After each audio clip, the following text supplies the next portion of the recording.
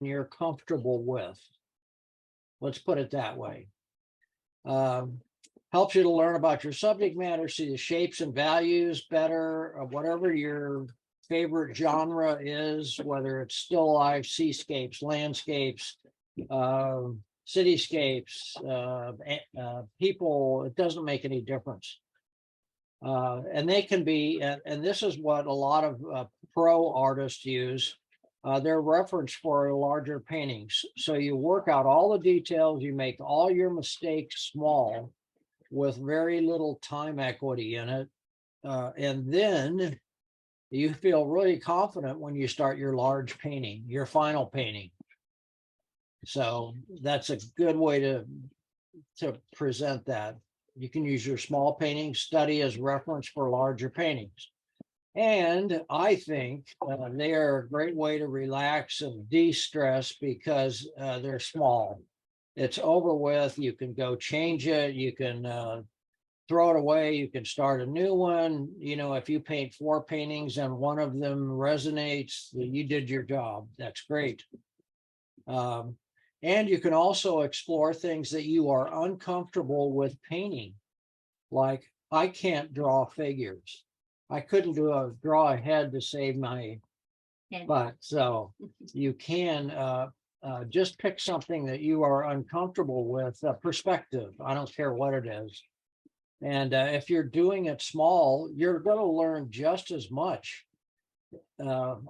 probably more, because you can explore it different ways. And so it takes the pressure off. Anyway, this stuff is just your usual stuff. If you have these Sharpies or sketchbook or just a middle value paint, neutral gray, a neutral tint, or Payne's gray or black or whatever. I painted this one. I have not painted these guys yet. I thought this would be interesting. Anyway, it's going to be a democratic process about what do you want to paint. Everybody gets to pick one to figure this out. I painted this twice because this was a problem. This is a problem photo. Really? And because of this tangent right here, number one. And then I've got this mass is kind of equal to that mass. And the boats and the dock kind of break it up. I like the connection of the blue and the blue. The textures are totally different. This is a lot of texture. This is almost none except for the windows. So that's some reference from the handout. I have painted this one. I painted this one. I have not painted these two. I ran into this guy on Pinterest called Johnny Kim. And he paints these urban sketches with a very unusual palette.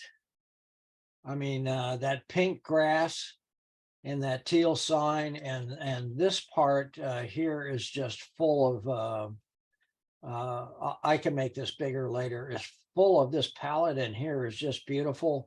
And what attracted me to it was this yield sign or school sign, whatever it is, that yellow dot, that really made this painting for me. I put this one in, which is cropped from it. All this stuff is in cluster, by the way. I painted this one, have not painted this one, but this is a really good little study if you're uncomfortable doing figures. It's just a torso and two sticks, and a block for a head. And the gestures aren't too difficult. They're just walking.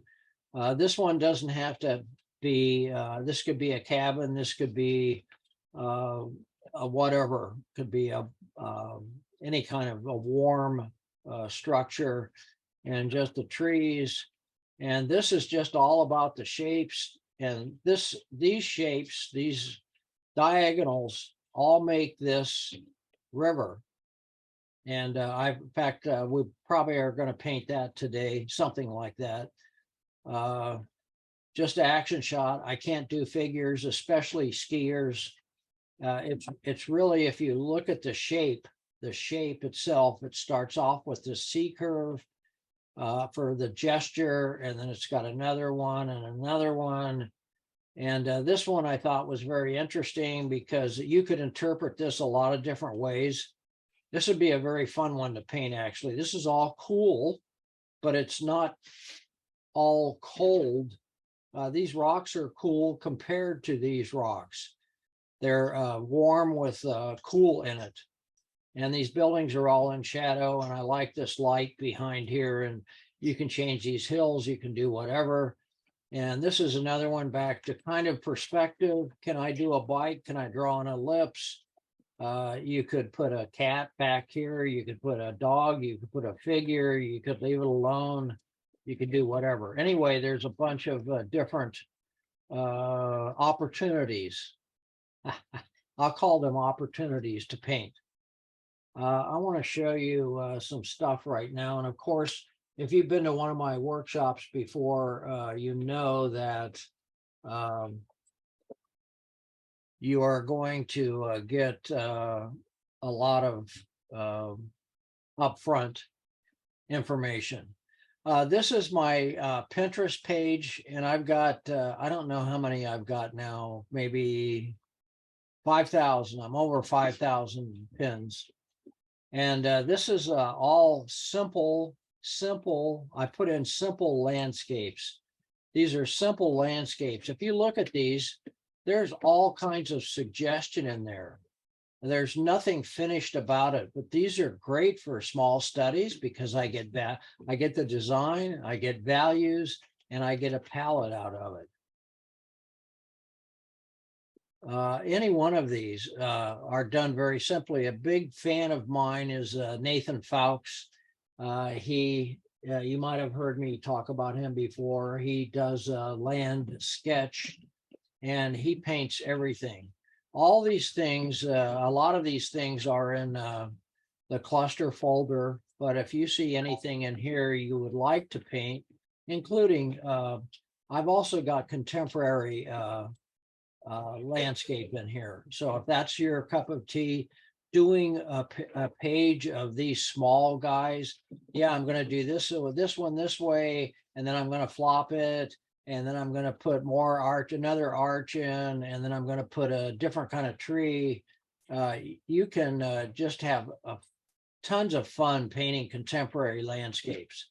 I mean, they do end up looking like a landscape. And one of my favorite artists for that is Tony Alon out of England. I mean, that's a really very simple painting if I break it down into shapes, but it's very striking. So you don't need a lot of stuff going on. So that's my Pinterest page. And I want to show you something that I'm going to show you later. This is my big, small cluster folder. So there's a lot of stuff in here. I added some stuff this morning. This is painted from, this is what we've been doing in class. This is a change so you can see the size of these. And these are all from travel magazines, or mostly travel magazines. They are a great resource for that. This is kind of what I'm talking about. And let me see if I can find, I think it's this one. This one, for example, I painted this quite a while ago from, and this is very small. And if I reduce it down, if I reduce that down, maybe you could see it better, because that's a river. These are hill. There's some mountains behind here. There's some trees there. This is this river winding through, and you can paint that very quickly. I mean, you could try several of those. I love this. I love doing these. And a little swipe of white, dry on dry, gives that sparkle on the water. So that's kind of sort of what I'm talking about. It's the interpretation of it, not spending a lot of time on it. This is another one. This is another Nathan Fowkes thing. We're actually going to paint this today, and you can see that there's not a lot of detail in there, right? And all the other reference is in here. I also took the, see if I can find it. Oh, I'll put that one in there. All the references that we painted, this guy, that's another one, that's another one, another one. Can you paint that? I mean, you have to kind of draw it, but you might like to paint that. I like this because I like the chairs, and I could put a hat in the chair or a towel, and that makes it personal. There's something that we painted. I just like this for the pose. We painted this one, and we painted this one, so on and on. So there's plenty of stuff in Cluster, and as simple as you could paint. I actually took this guy. This is a conundrum. The light is flat. It's too kind of chaotic, but could I do that? Could I figure out how to paint that simply? And I painted something like that with this one. And it was something like that, because I've got the marsh in the foreground, I've got the water, and then I can put the trees like in the other one, or I can put mountains or whatever. So that's going to lead to a more finished painting, or I just happen to like a more graphic style. And this is done very simply, and it's just a shape. The drawing is more important than this, but the lighting is important. So you can paint that kind of stuff.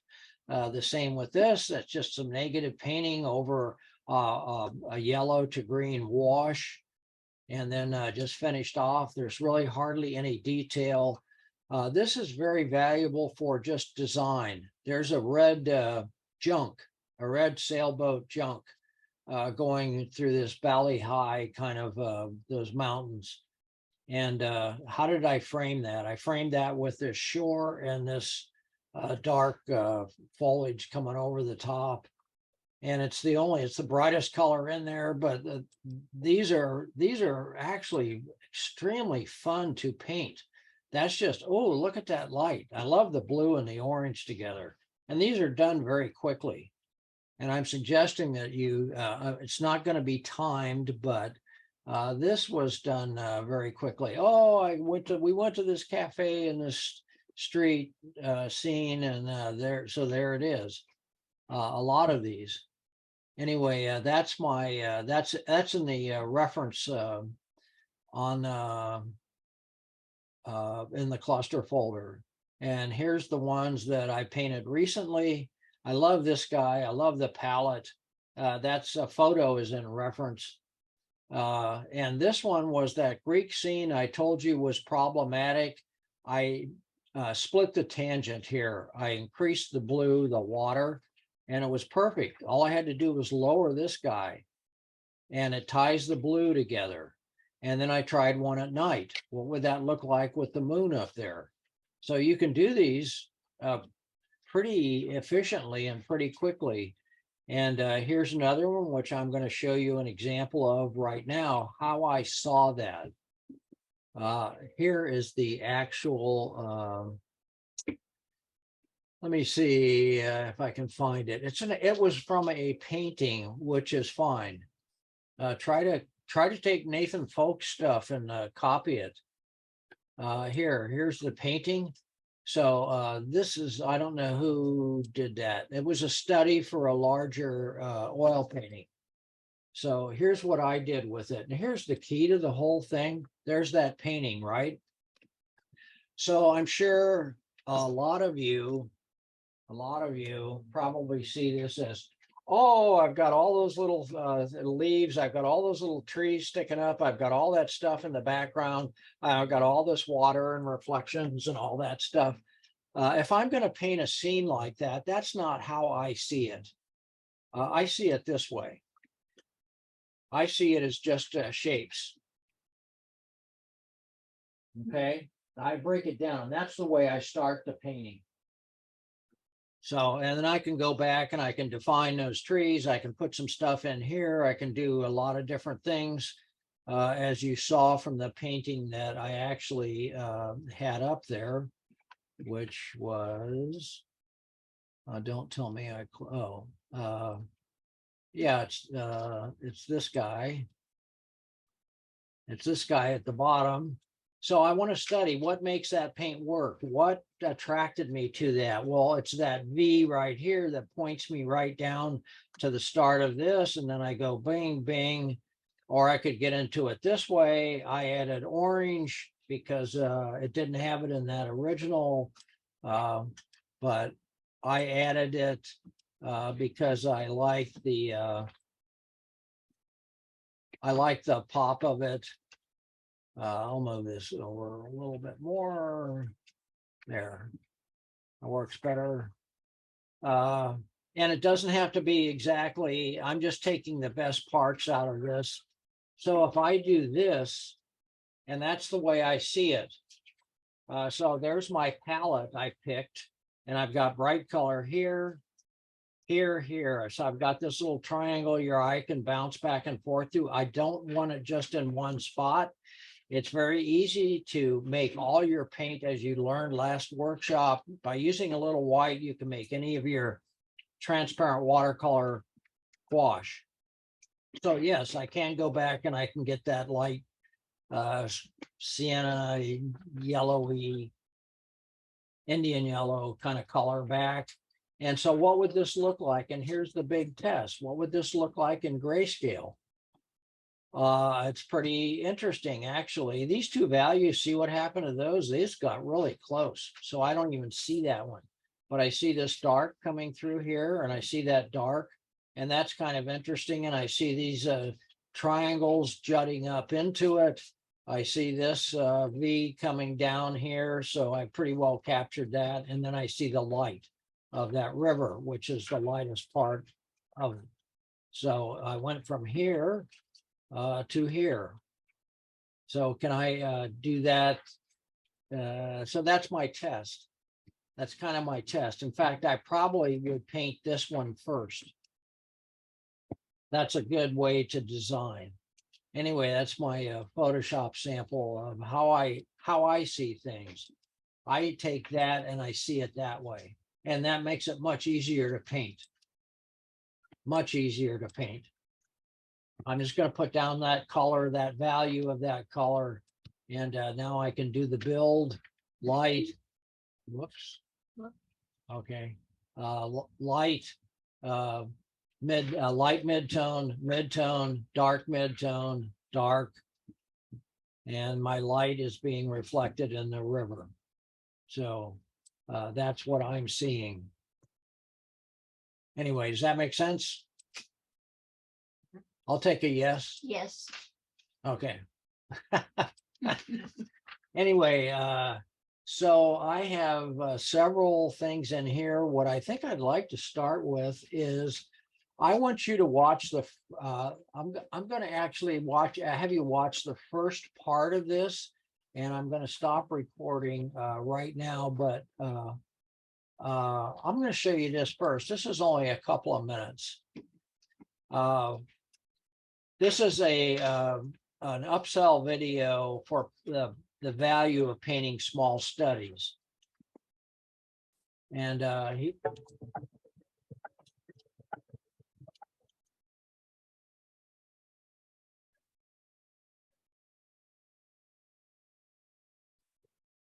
we'll talk a little bit about plein air painting. Specifically today, we're focusing on studio painting and how I take an idea from beginning to end. Everything that I'm doing digitally right now can be done with traditional paint, and often I do it in traditional paint as well. The great thing about doing this is that it allows me to work through 20 ideas, 30 ideas really quickly and come up with a compositional solution that works. well, that's the key. When I do my physical studies, I like to work quickly because I want to not try and noodle things at this stage. My mind is going to want to, but I've got to fight against that a little bit.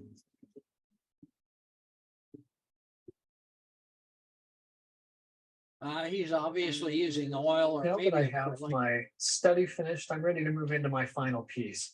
So to do that, I have positioned my study next to my digital reference as well. I've got my canvas set up, and then I'm going to mix up some piles of paint.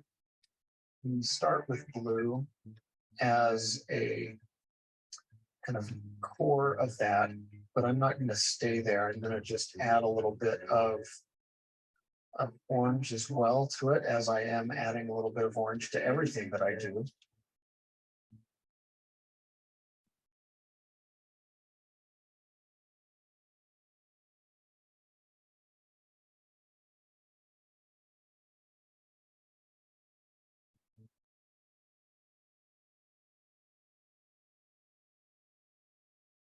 And I'm just trying to get a real key part of the painting established right now. I always love chiseling in the edges of the background.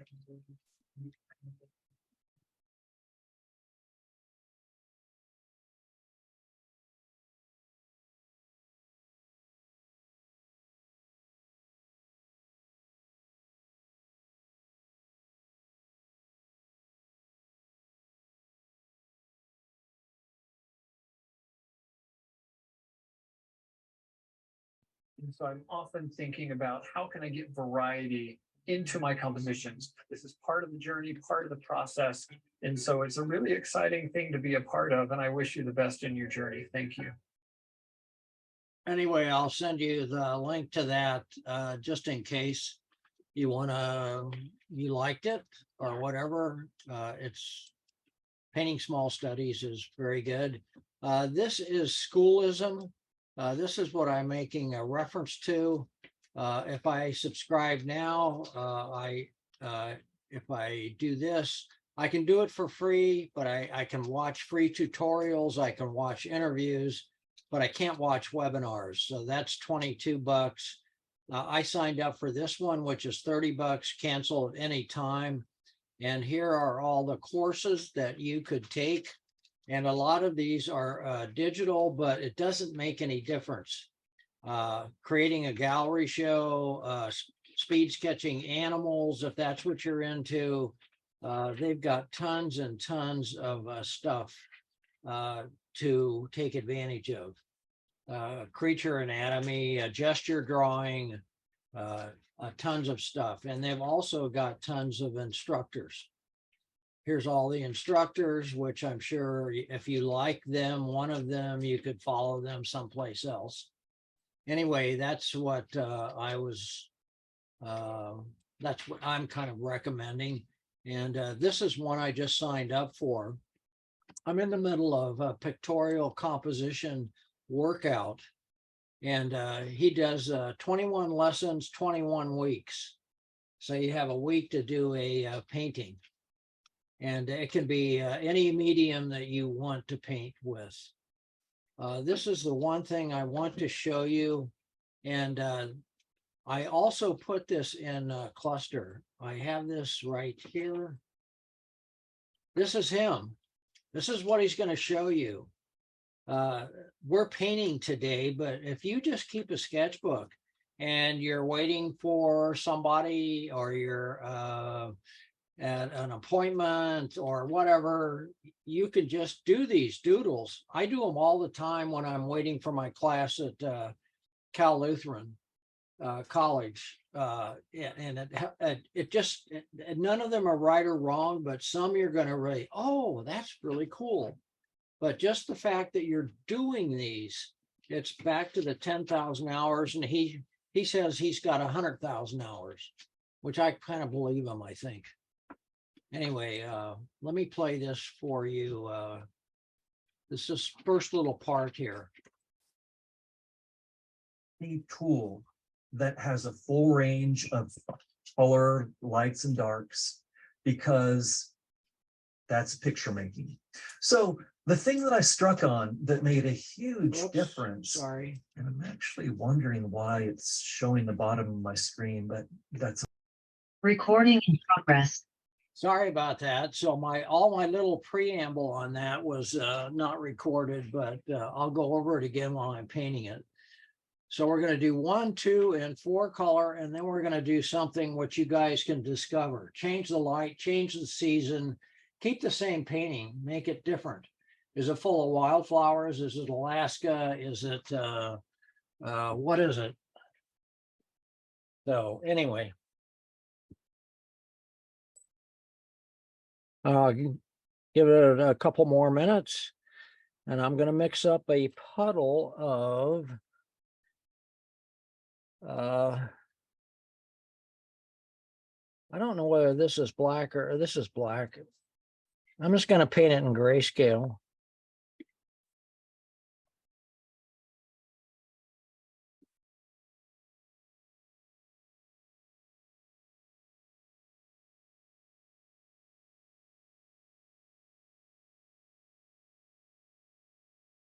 My recording rock didn't work as well as I thought.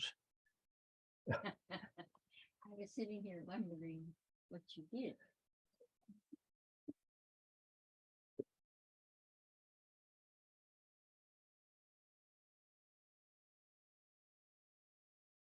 Does anybody need this? Now, Okay, let me do this.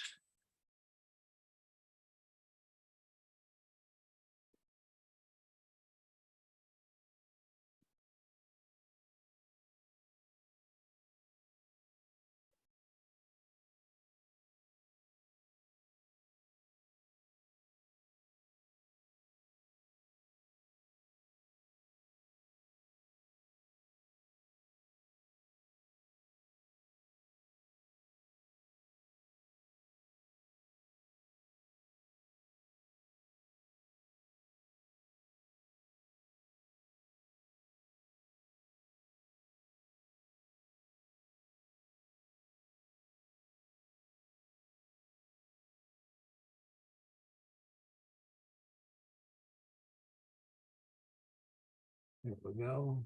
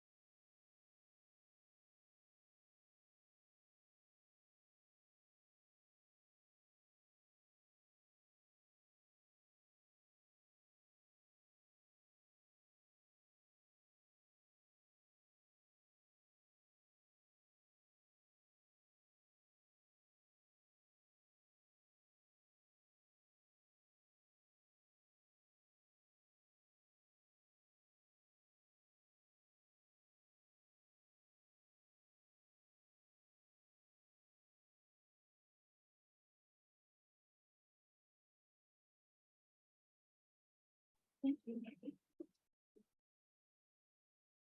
God, Dave.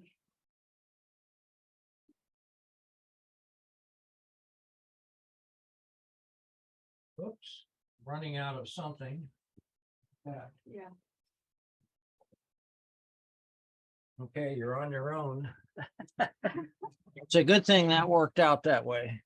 So all I see from here is, and I'm going to squint and make this my, try to break down these values in my brain, my eyes. I'm squinting my eyes and I see a lot of dark in here and a lot of light and some mid-tone, but I'm going to leave that skylight for now. I'm just going to paint in this hill behind here, and I got to be careful to leave that white coming right through here. So I am going to leave that and paint this. And you can see I'm using a big brush. Make that a little skinnier. That's going to come down into here.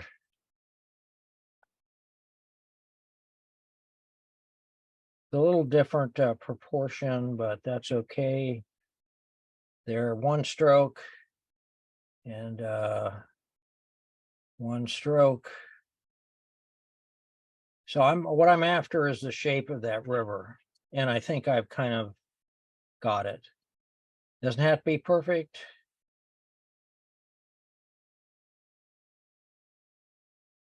Anyway, there's the shape of my river. And here is kind of this tree going on in here. And there's a little tree behind. So I've got those hills. And I've got a tree coming up here, and the rest of it's not going to show yet. But there's my big design. So if I don't like that, I don't have to continue. I can do another one right next door to it, or I can fix it with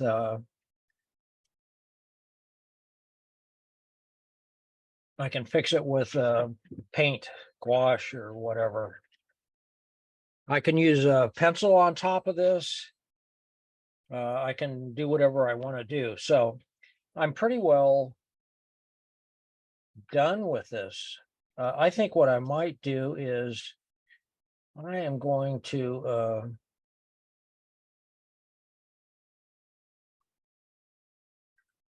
I'm going to do this. I'm going to take that over to there. So I leave that little light right here. There we go. And that didn't take very long at all, because if I was using a full sheet of this, it would have taken, yeah, a bunch of time to paint. So I'm using this size brush for these. This is a 1/2 inch, maybe. I've worn out the marks on here. 3/4 inch.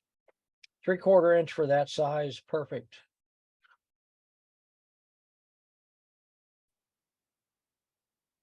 I'm going to see if I can't capture that. This might take 4 values instead of just 3. I'm going to see.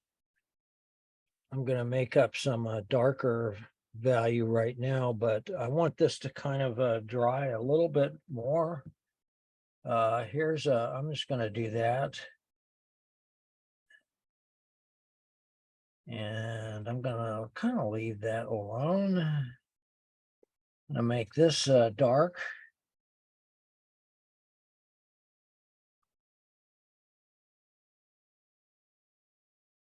And pull up some grass.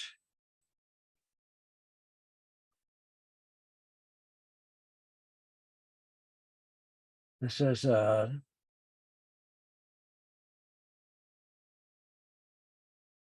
that's dark.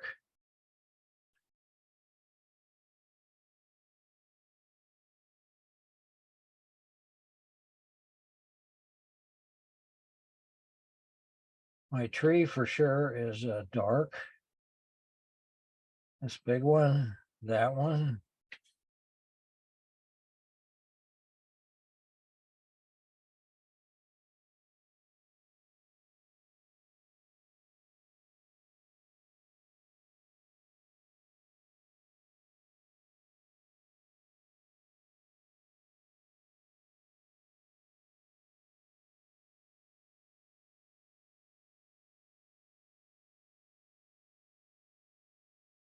Dark all the way along here.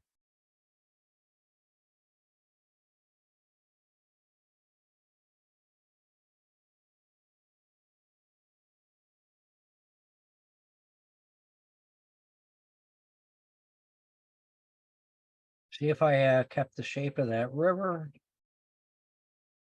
I think I did. That was my goal.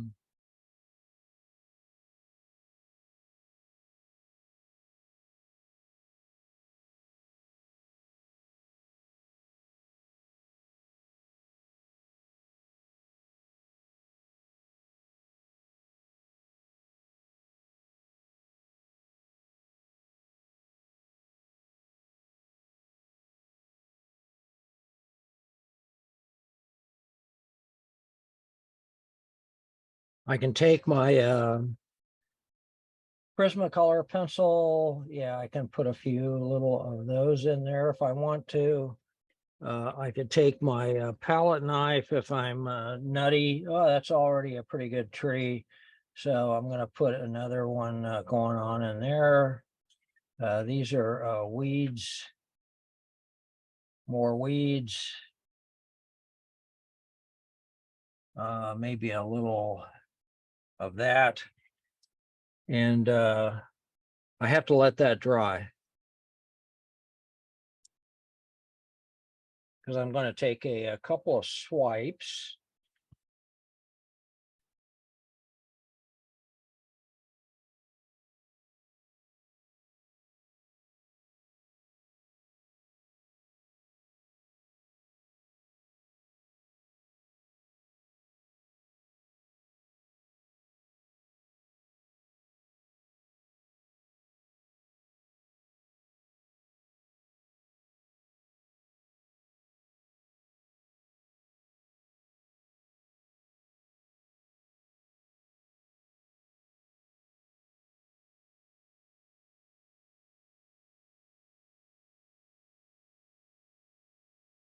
So this is going to tell me if my design works, huh? I'm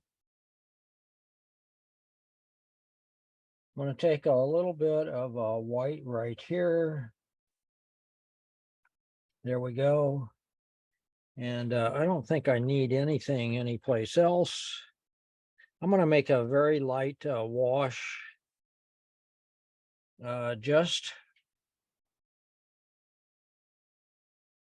Just for fun to go over this. And let's see, I think I'll go over that.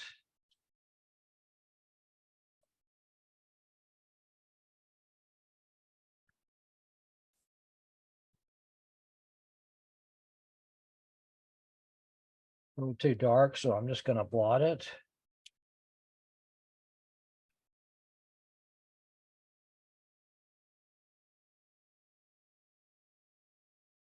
Just to give the river a couple of wisps of light.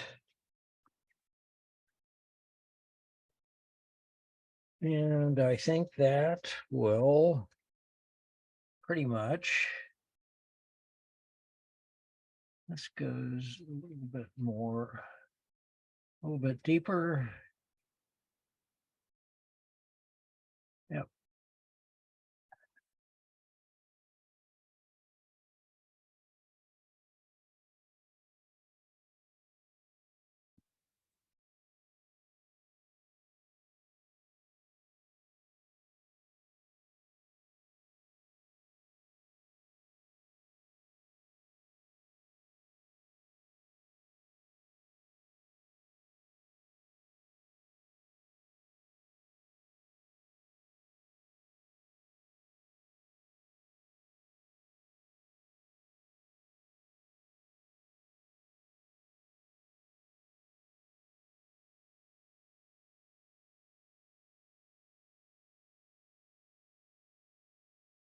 Oh, Lord.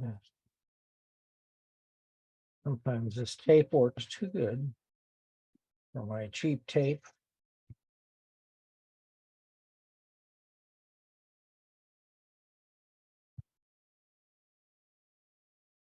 I'm going to retape this, but I want to see what I have.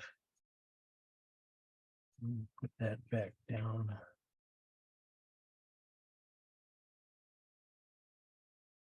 I want to see what I have so I can repeat this.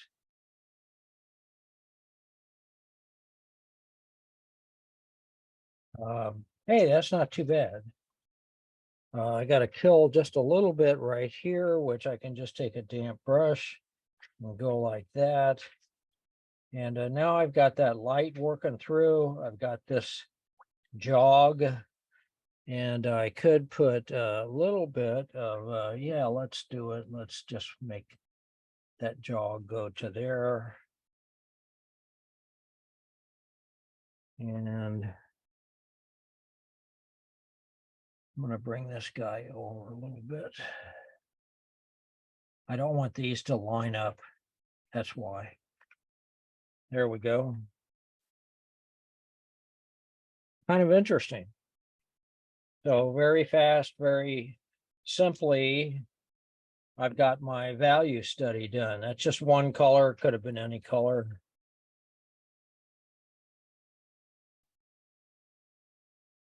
I'll retape this for the one that's going to go down here. And here.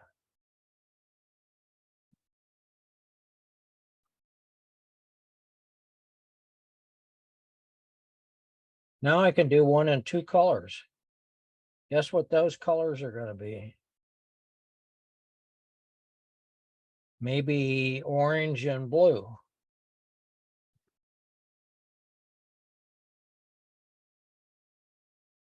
But that was just a very basic. I've got this shape.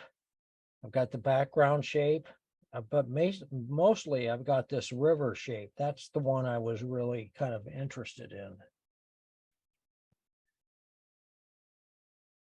And I can take anything. I can take here's what I use.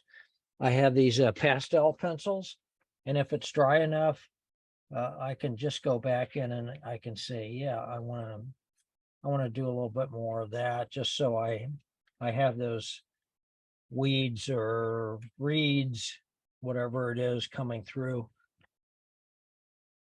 So I have a black pencil and a white pencil, and look at that. I made actually not too bad a tree out of that. Interesting. Okay, now I'll pick two colors. You can pick any two colors you want. I'm picking because I see I'm painting pretty much like that. Did I give you a good one? You gave me this one. I don't know what happened to my printer or something. Thank you. Anyway, so let's do a little color one. And the first thing I'm going to do with the color one is I'm going to take and make some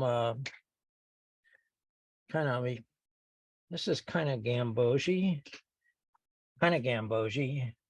I am going to just go like that. And I'm pretending I'm on a rock over here. So there's my, and I got to paint this because that light's only going to last 5 more minutes. So I got to paint that quickly. And let's see, what is my other color going to be? I think I'm going to use the ultramarine. How about that? So I'm making orange. You can use, I don't have cat orange on here, but you could do that. There's some kind of orange there. I'm gonna wipe this up.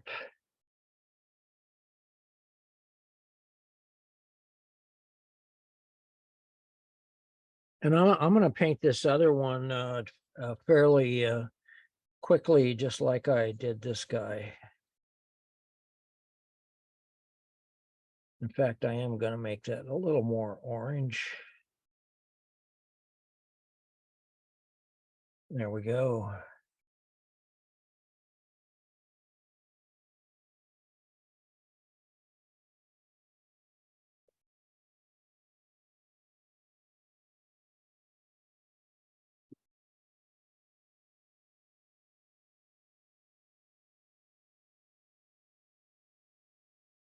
That was too much.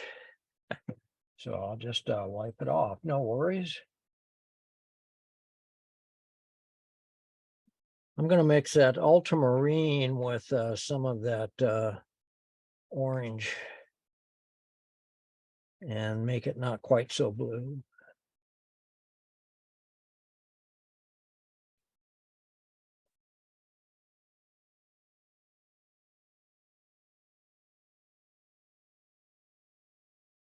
I'll put those hills back here.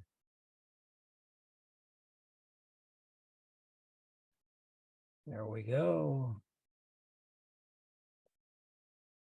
And put maybe a little bit of that tree in there, that tree. and a little thin wash of that because I want the lights to be concentrated over here.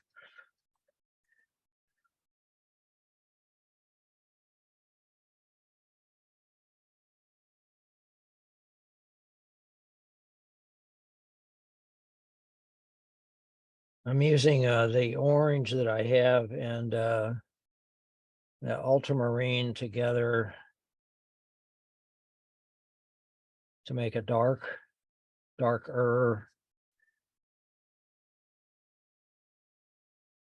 I want it dark along here. This tree to be dark.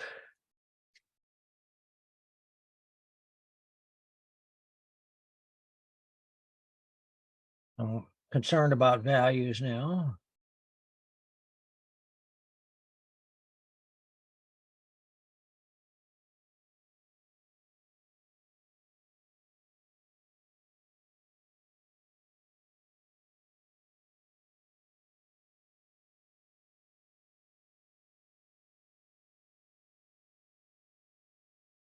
Big strokes.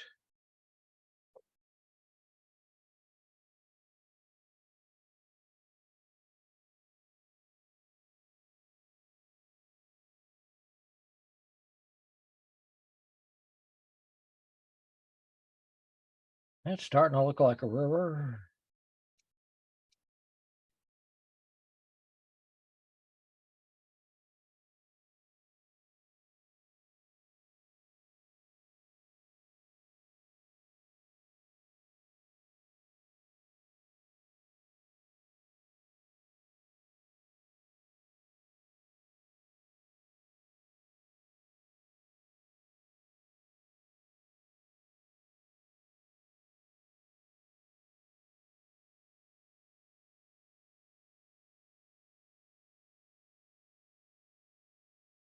All I need is some darks in there now.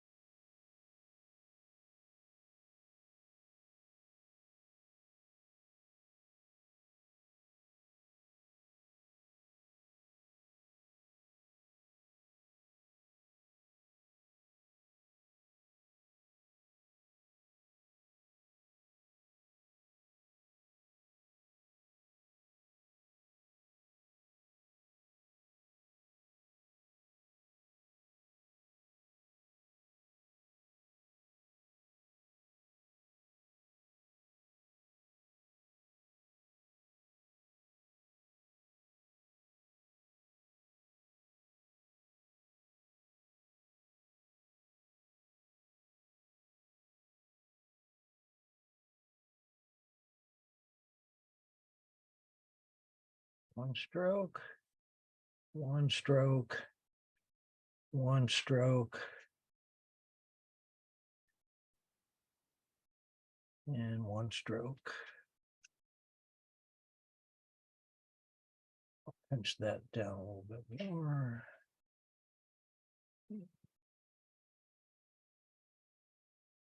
Yep, there's my light coming through, kind of, sort of.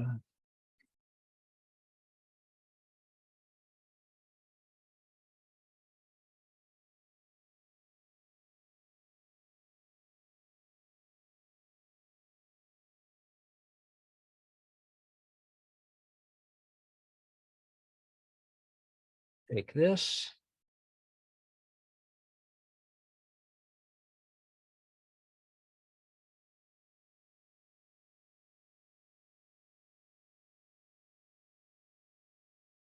Cool.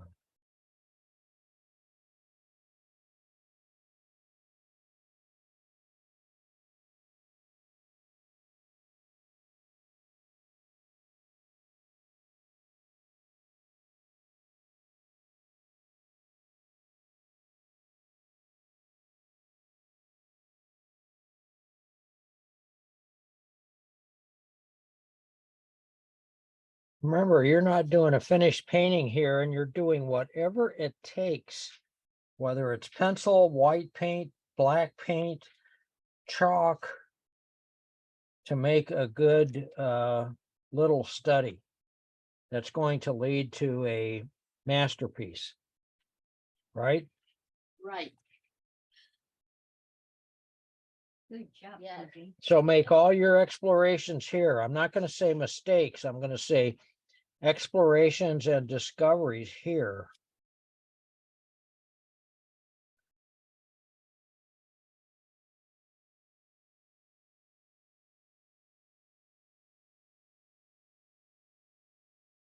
There's our second little guy. Wow. Kind of cool. I got to let that dry because I want to kill some of this a little bit because I want that river to gradate up into there.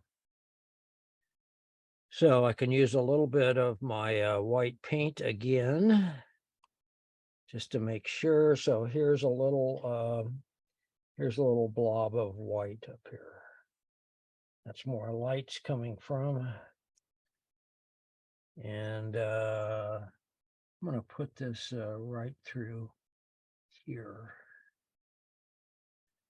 It's kind of cool. And take a little bit of that purpley kind of color and kind of kill that through here.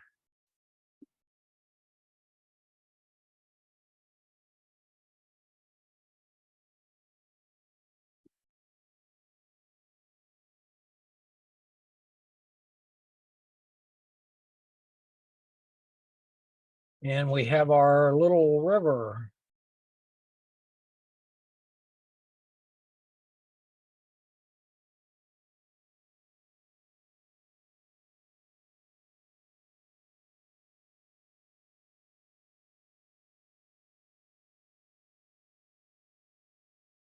That was orange and blue with some dark.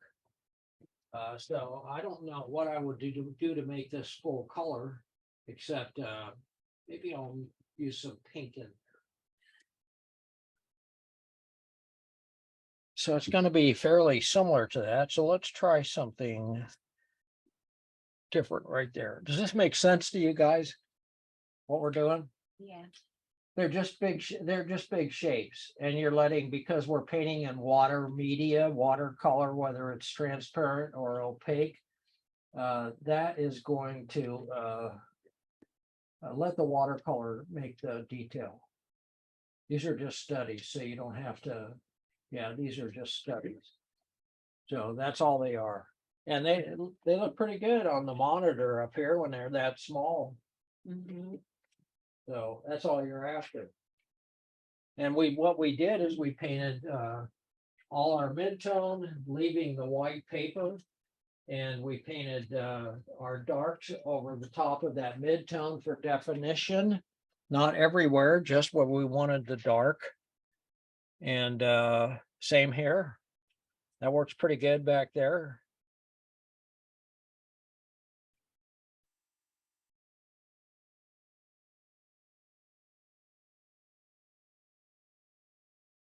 You know what I think I might do is, let me see. I want to paint another one of these in, well, I said full color, but I'm going to give you the option because there's not a lot of color in this study besides what you're looking at. That orange, blue, purple, kind of, sort of. Not know what's going on with this printer. Maybe it's crapping out.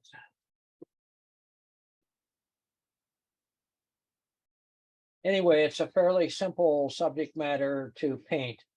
Got a couple of, got a horizon line, top, high horizon line. And then you've got a lot of these diagonals jutting in that's making the shape of that river.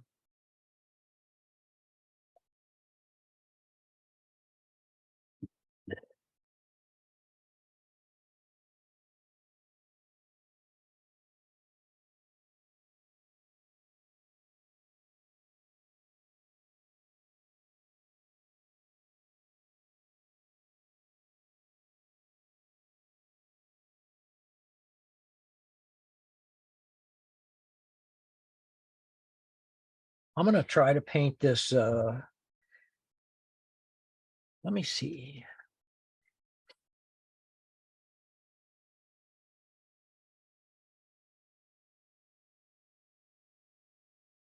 Because I'm exploring, I'm gonna do this.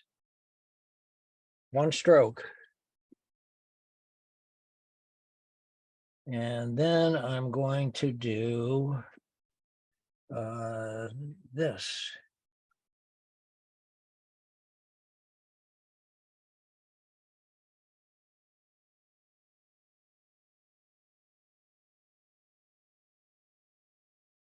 So I've got some, I'll tell you what I'm going to do is lift a little bit of that. And I'm going to put a little warm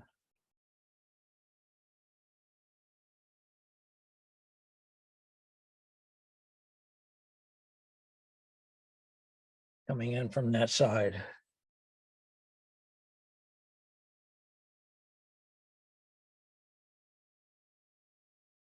What blue is that? Huh? What blue is that? please? It's cerulean. You could use anything you want. It's just sky. I could have picked cobalt or ultramarine or whatever.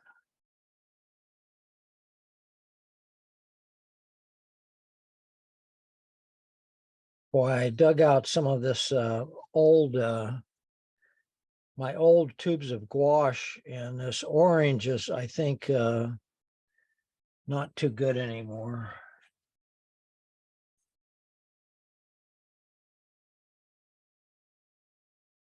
I'm going to have the sun coming up here. Now I'm going to have only hot right here. The rest of it's going to be blue.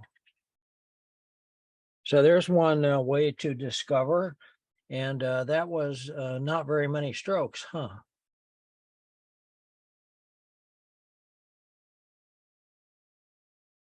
It's a little darker right to here. There we go.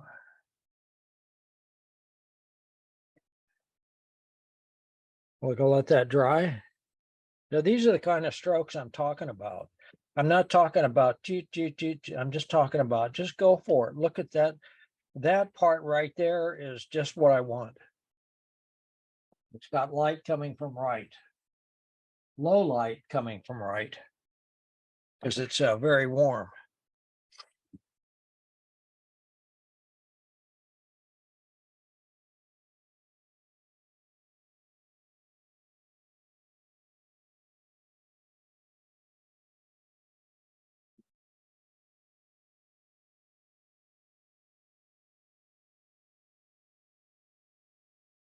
And I did, if I can make it, I'm painting very small. So if I can just go one time, that's what I'm going to try to do. And if that doesn't work, then I'll go again. But 2 or 3 strokes, way more than enough. Because I'm just blocking it in. Just pretend you're blocking it in, and then let the watercolor paint itself. Let that mingle gradually.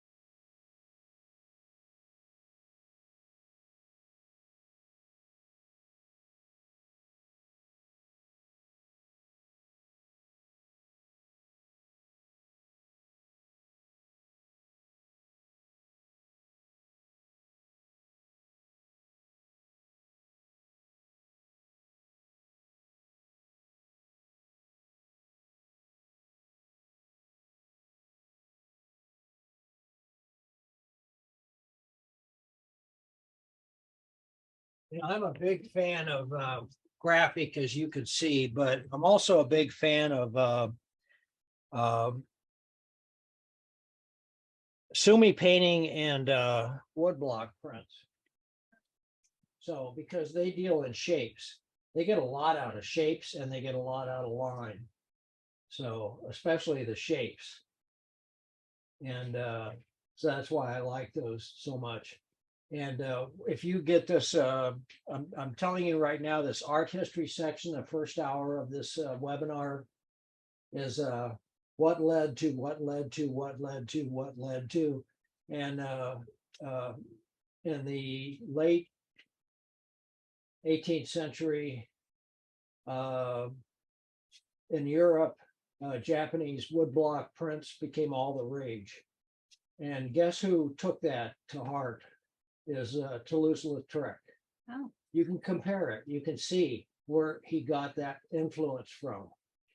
So it's just it's stuff like that that was really kind of pretty good. And it was even down up to Rothko, you know, how do you be, and this is what this guy Nathan is folks is doing. He wants to be different. He wants to be shocking, surprising. Oh, I've never seen a figure painted like that before, or a flower or a mountain. Doesn't make any difference. So that's what I'm going to show you at lunch break, is that other part of that video. And then you'll get, hopefully you'll get inspired by that, but you can also look at stuff that's on the, in fact, I will show you guys some more stuff.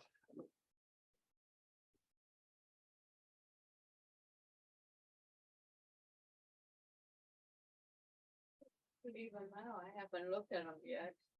Well, I'm going to show them under the camera. Oh, okay. So while that's drying, or while I'm making my mind up, here's just some more. Here's that little Chinese junk with the red sail sailing through those valley high kind of mountains. And here's actually a study I did for a landscape light left, that nice glint. This is marsh. And I painted this 3 or 4 times, and I like this value study the best. I think you guys maybe have seen that before. This is just a couple of studies of cool, warm.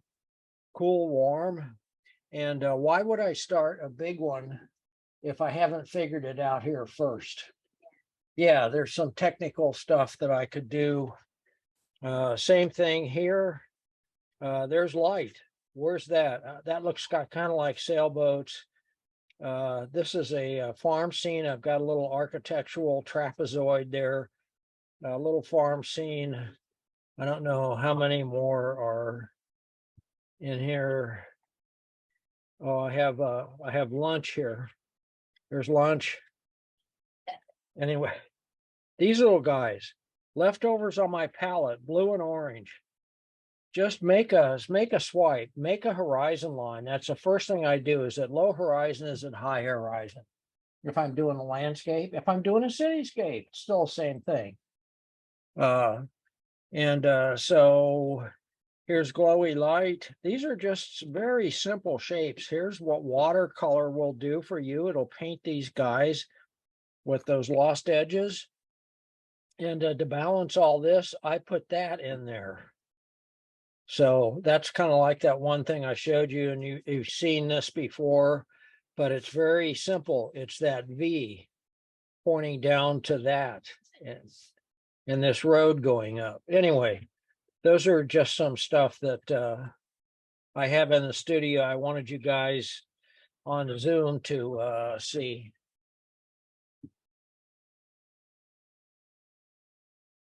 And you do not have to be representational. This was actually a study I did from a photo, and I decided to make an abstract out of it. Ah, shoot. So I have, again, my light source. So that's one of the things we're gonna do this afternoon is I'm gonna ask you to do a contemporary landscape. Oh, boy. Okay. Why is that an oh boy? Oh, That should be, you should go, yay. Yay! Okay, so now I've got the light coming in from that side. And you can do anything you want. You can, I'm gonna use purple in this. Yep, some purple. First, my glasses. Yeah. So I'm gonna put some, I'm gonna put these purple hills and back here just for fun because I did that. And those other ones. And I'm gonna start putting in my river. And that's gonna go down. This is gonna go like that. Kind of, sort of. I'm just blocking these shapes in big. And that's gonna go across and then down and then leave a little gap right there. Oh, look how in a less than a minute, I've changed all that. And my trees.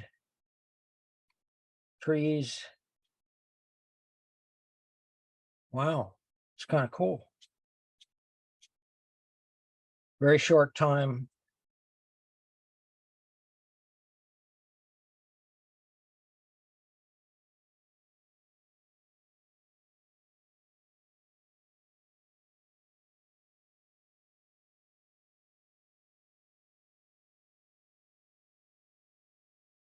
And this river is going to stay bluey. It's in shadow down there, right?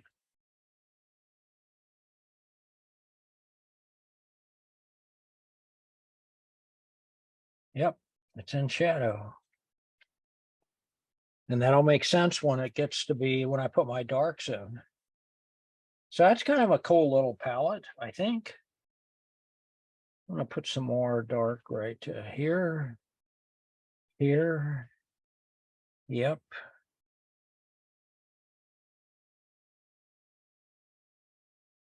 Wow.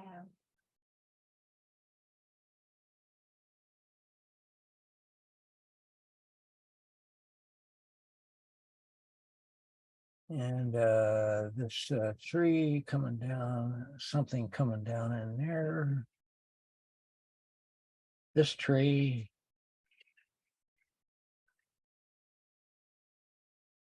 I haven't put my darks in yet.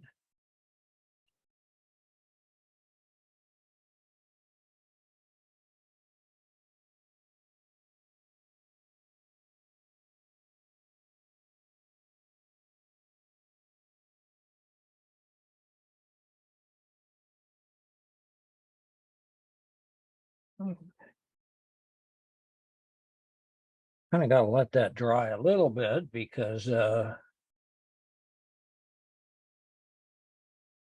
going to put a little orange through here. It's really this simple to do. It's just, I'm just making very simple strokes.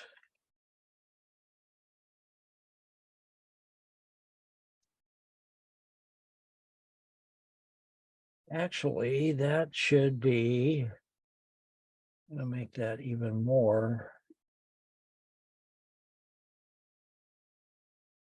Yep. Ooh, that works. That's kind of cool the way it is. I mean, I'm looking at it without the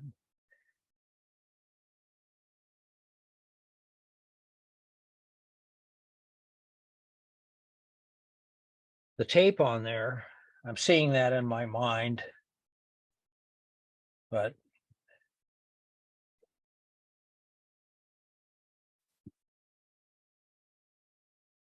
a really great way to just discover stuff.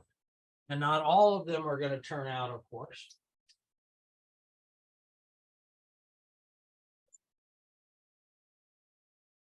And for the last one, you can be thinking about it while I'm waiting for that to dry. I'm going to try a nocturnal, but you could try a winter one, which I'm tempted to do, a fall one, a spring one. The light coming from the left instead of the right.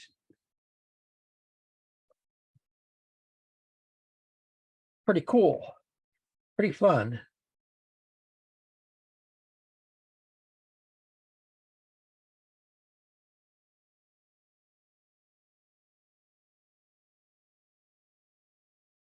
Gotta let that dry. So I want some really bold, dark shapes to start defining some of this stuff.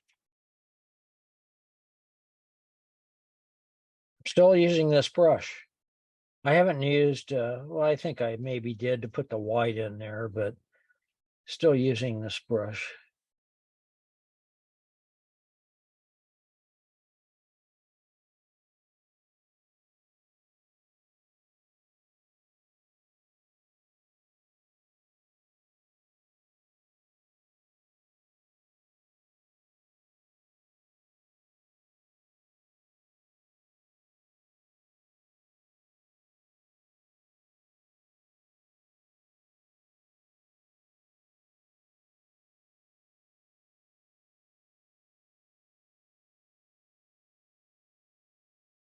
Just a touch. There's the shadow side of that.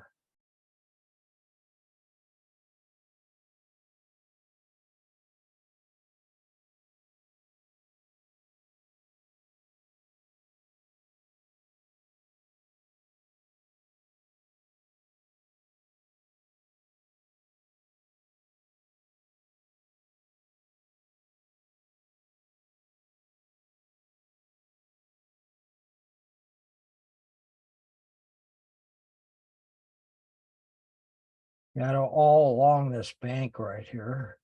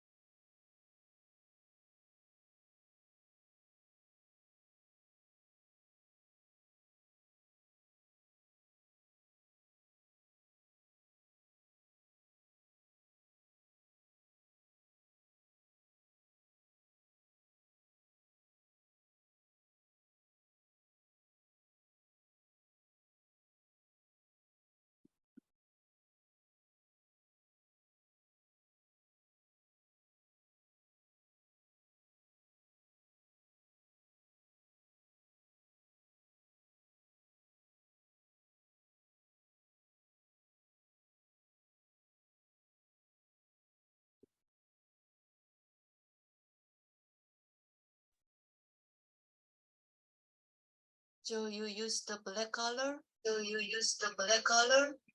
Black? I'm sorry? You just use the black color? You just Yeah, I mixed some black with Van Dyke brown and whatnot. Just to make a good dark. I could have mixed it with anything.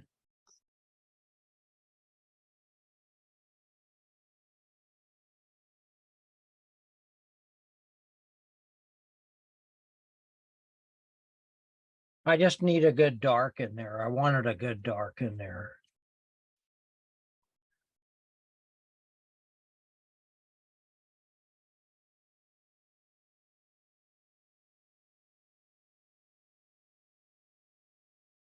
And that's going to be more in shadow right through here.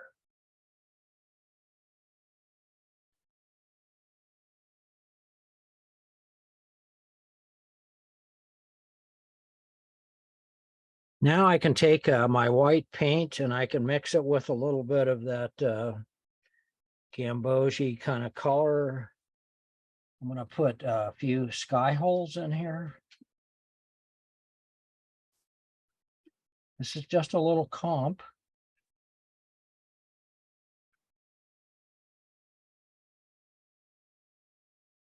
So I can get away with doing that.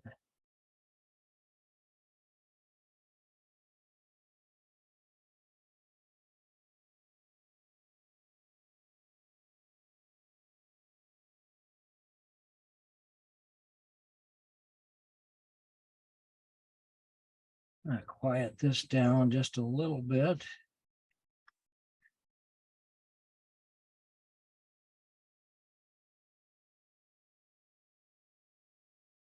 See, at this point, you can do whatever you want to experiment.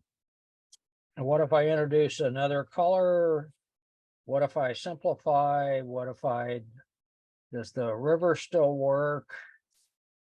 I can use any of my paint, pencils, anything that makes a mark.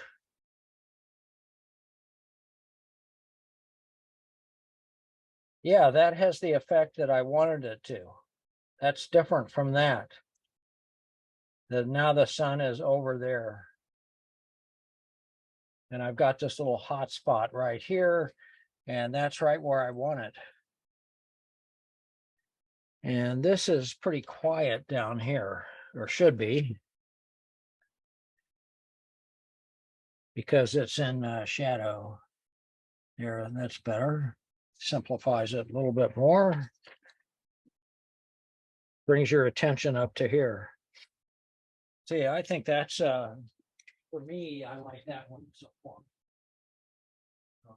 Maybe I'll like the nocturnal better.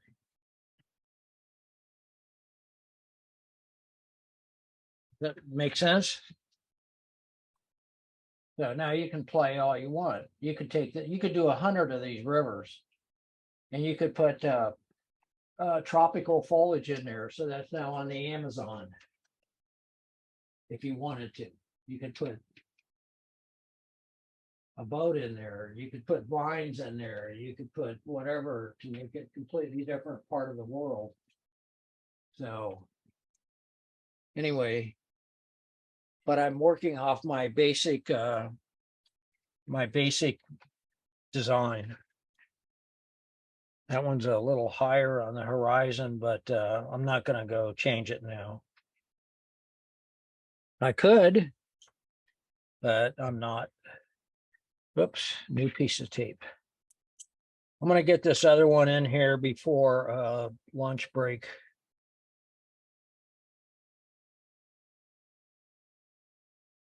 And I'll do this one fairly quickly, I think. So I'm going to start off with this moon up here. And this moon on the water right there. And then I'm going to use I think I'll use a lavender sky for now.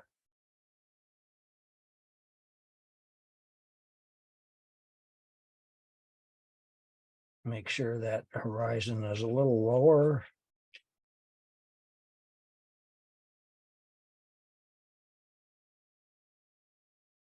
In fact, I think I'll make that water that lavender color. There you go. There's my start. And I am going to put the moon right here, just so I don't forget.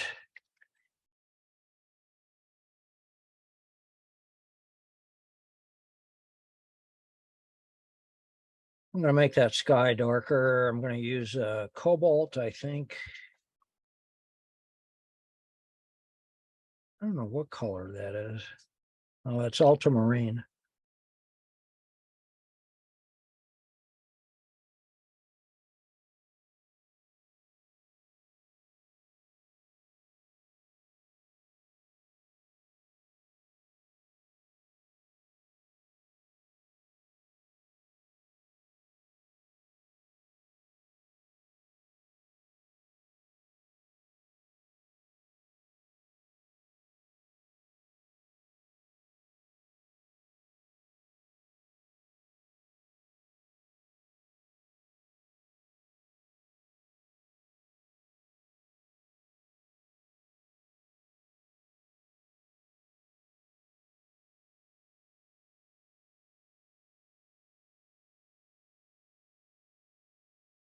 Let's try something a little bit different.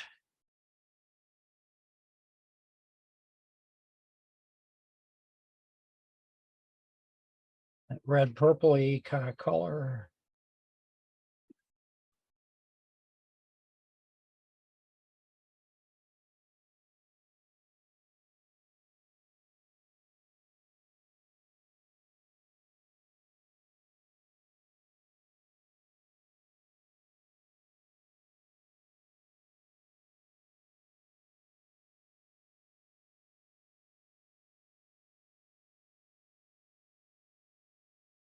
That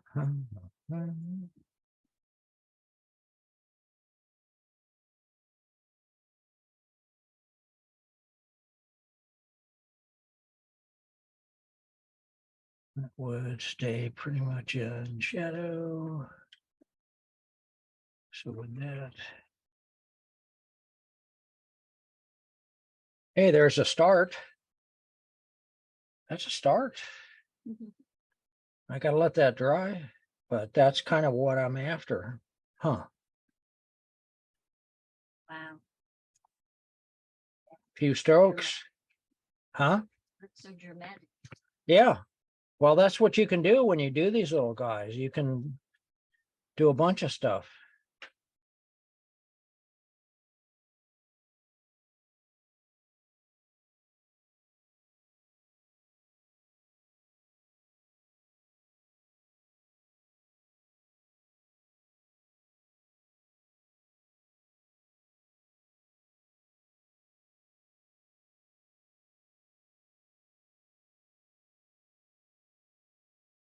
Now that you've painted this several times.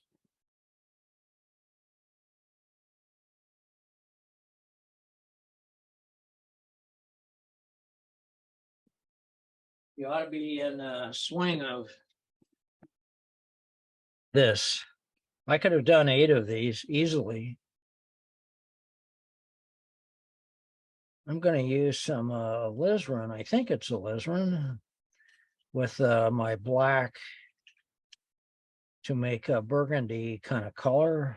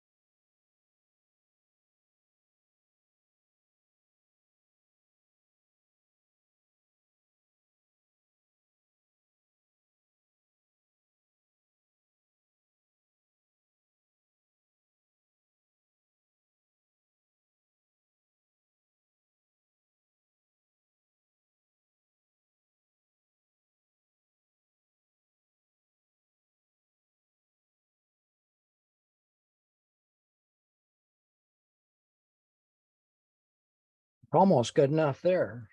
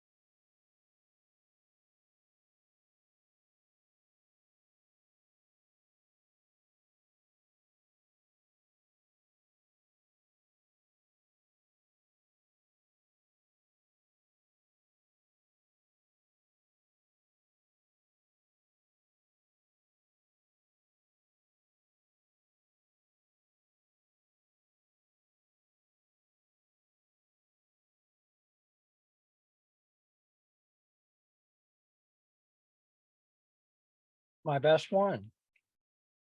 Said that about the last one, it was the same one. Huh? Wow, That is beautiful. That's the one that I painted the fastest and with the fewest brush strokes. And that's the way I usually like to paint these things. That seems to work better for me than anything else. So there. I think you guys can see that okay. And that all came from this because it's just, I just like the river shape. It's that, and it's leading down to this V right here. So anyway, you don't need anything more than that. And then you could do a big painting. What's the, like, so you've got a kind of a yellowy orangey right next to the purple. Yeah. And what I like about your work so much too is that it like you can put like all these really bright vibrance next to each other and you don't have like the like a neutral thing happening where the two kind of meet. Is that a matter of just managing how much moisture there's in the paper so that you don't have so much bleed? Yeah, most of it's, most of this that we paint with water media is moisture. The wetness of the paper. It's not, and then you are not in control of that. But you are in control of how much water you have in your brush. So if your paper's really wet and you want something more defined, you have to use less water in your brush because there's already water in the paper. So what it looks right when you first put it down. Oh, that's so cool. And 10 minutes later, it's gone. Yeah. I noticed that. That's a lot. 10 minutes actually. later, it is gone. So anyway. Did you guys in Zoom land get anything out of that? Yep. Yeah, that was really good. Answer for Okay, that's a good exercise. You could do this with anything, any subject matter that you're painting. You could do this too. So first to see the big shapes, just like that one example I showed you in Photoshop. See the big shapes, and the watercolor is going to paint the detail. In fact, I think what I might do is to finish this off. I need just a little bit of light coming through here.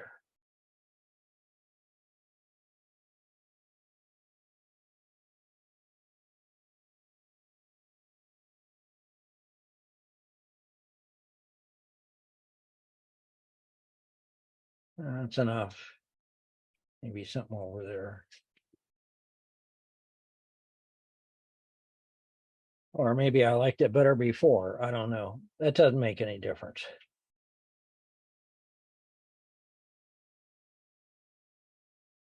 Sparklies on the branches draw more attention right there. But anyway. So you can do anything this size and you don't feel guilty about it because it doesn't take very much time.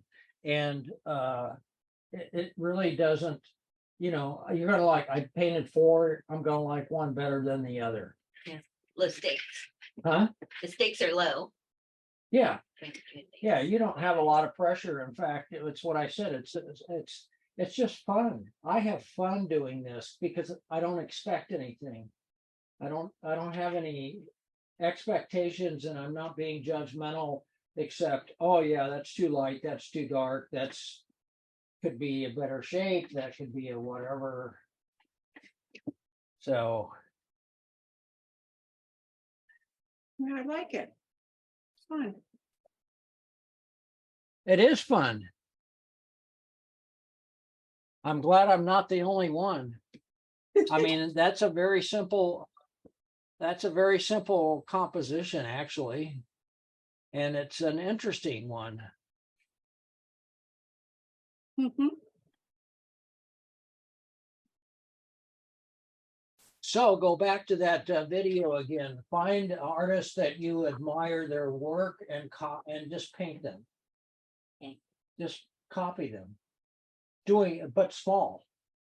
You know, if you like Velasquez or, you know, anybody, doesn't make any difference.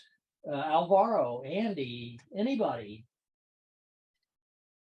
Just simplify what they did because that's what they're doing. They don't start with a little brush, they start with their big brush. And try to use a bigger brush so you can make fewer strokes. You know, those are just blop, blop, blop.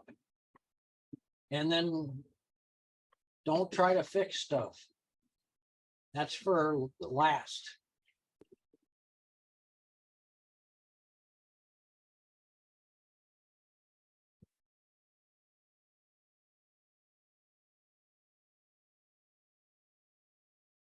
Okay, let's take a little break and be back at 12:30. Okay, it's 20 minutes, and then I'm going to show you the rest of that video, and then we'll paint some more. We'll paint our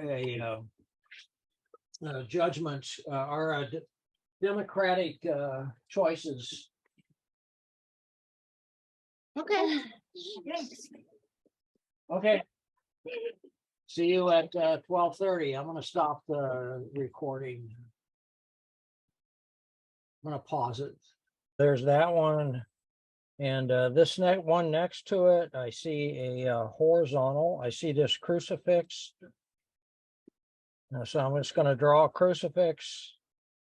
And I see that this is a little bit to the left of that. And then I have this cliff.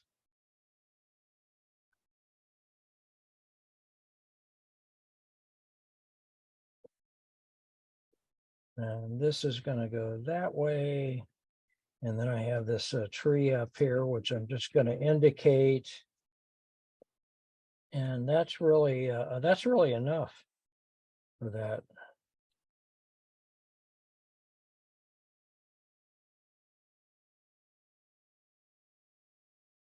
And this guy is a fun one for me.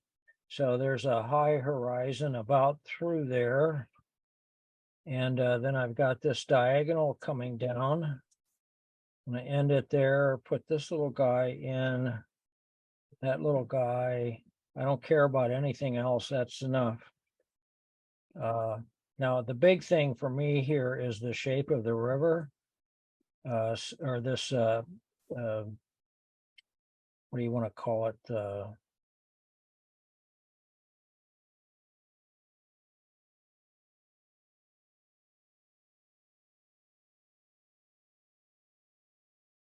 That water.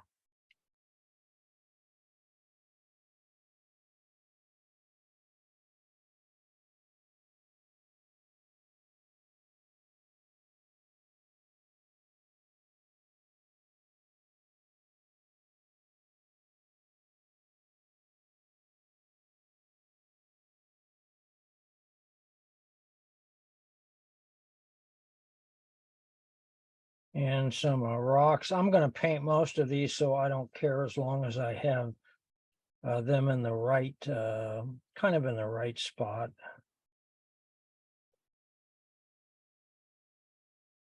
Got a big rock right here.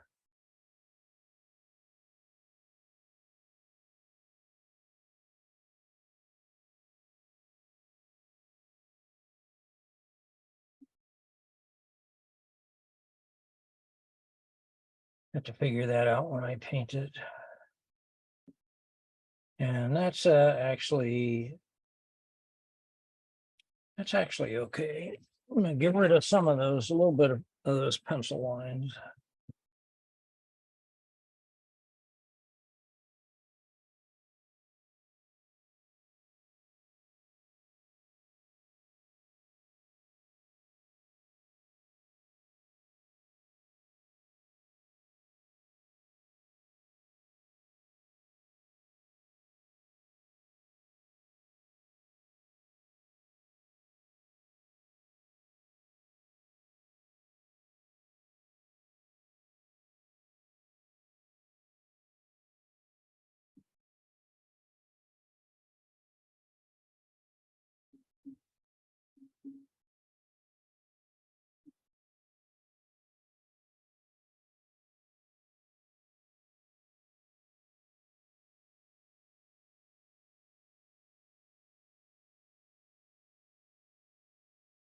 That's good enough.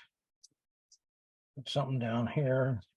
I'm gonna put a tree here and here, and I'll put a little one down here.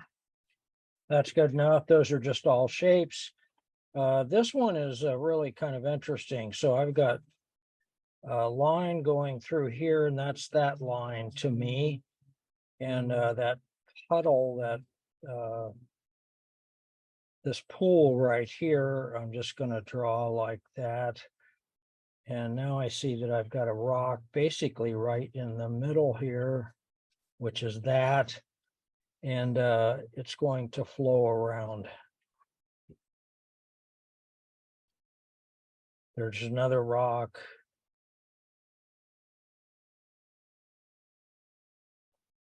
There's something up here that's giving this white water a chance to work.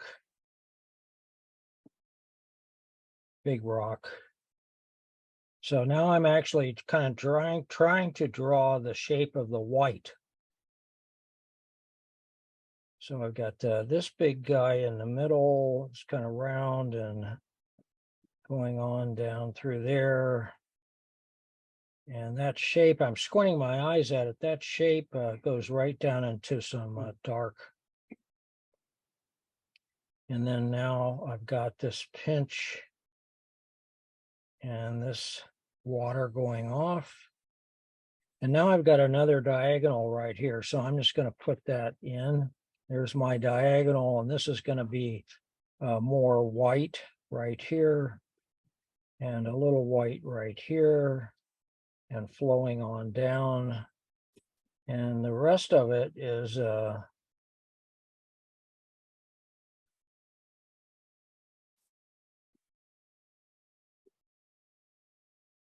there's my spill going there, coming down here. This rock has some on it.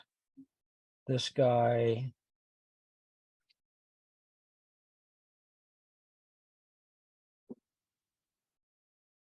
So that's kind of how I'm trying to make sense out of this. I've got a rock here, a little notch in it. This rock's even a little higher. That's just a big shape. Got a little rock coming in here. And that's pretty much all I need for this one. And I'll figure out most of this when it comes time to paint it. But these are, I don't need you to paint it exactly, but these are pretty good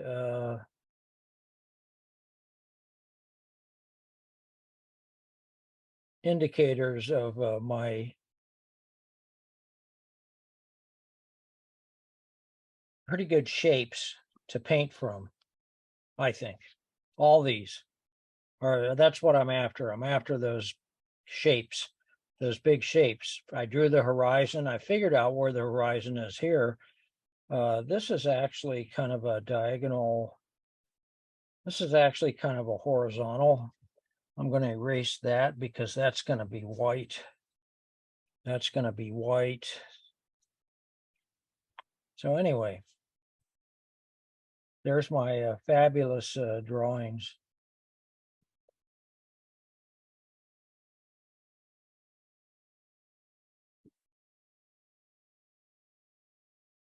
So now I'm ready to start painting. And the fun part about this for me is, look at that nice water. The fun part about this for me is that I can paint, I can jump around and paint. I don't have to wait for something to dry and get frustrated and all that stuff. I can just go, especially if I'm using that same color, I can just go paint someplace else. Yeah. You don't get frustrated painting, do you? Did you say you get frustrated sometimes? No, I don't. If I get frustrated, it's on me, usually. I wasn't patient enough or I wasn't whatever. I'm saying that being able to jump around between four things on a page is much less frustrating than waiting for something to dry or.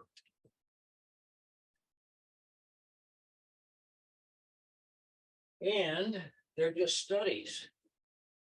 You can look at these later after lunch today or dinner or tomorrow and say, oh yeah, I can look at it with a fresh eye now for a little dab of paint here, little dab of paint there. I'll give you a few minutes to get these drawn.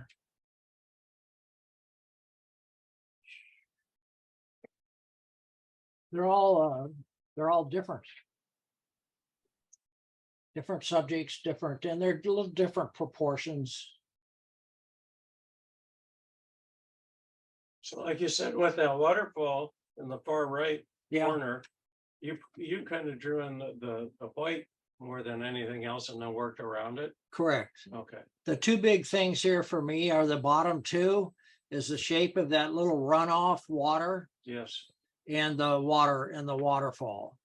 So as long as I have those correct, the first thing I'm going to do when I start painting is brain those. Just with a light color. oh, I'm going to go around it and frame it to make sure that shape works. Because I can't tell from the pencils, except I can. Because I drew it, but you can't necessarily. What the hell's all that? Doesn't mean anything. So. In fact, another thing I'm going to do is I'm going to raise this horizon here. I'm going to give this a little more chance to work down into here. Because the whole point of this was to paint the runoff.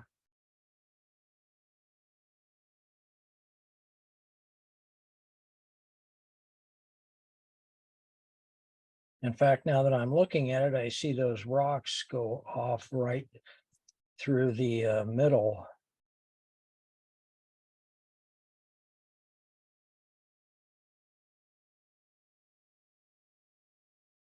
I'm only redrawn this, I don't know how many times now.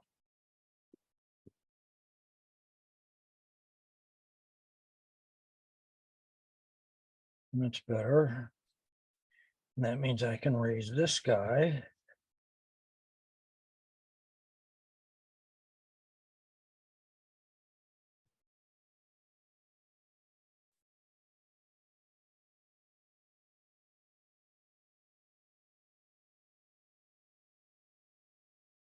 That's better.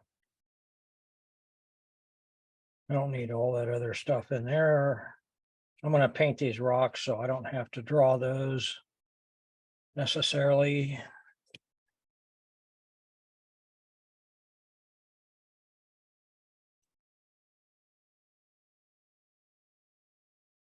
So I'm going to use blue here. I know I'm going to use a little blue here. I'm not going to put any blue on this one yet. I know I'm going to use blue here, so I can start off kind of sort of that way. It's kind of cool.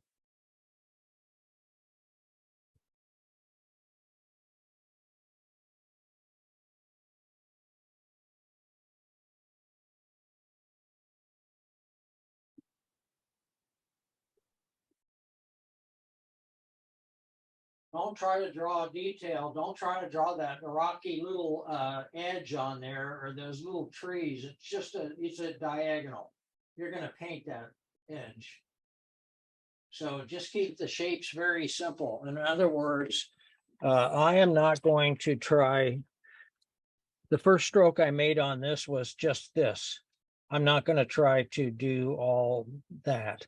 I'm just going to make a stroke and I'm going to try to end it right there, start it right there on the horizon. So blanc. I know I'm going to paint all this little stuff in there. You don't have to draw that, if that makes sense. Your drawings are just the big shapes, and that's what you want to start painting with.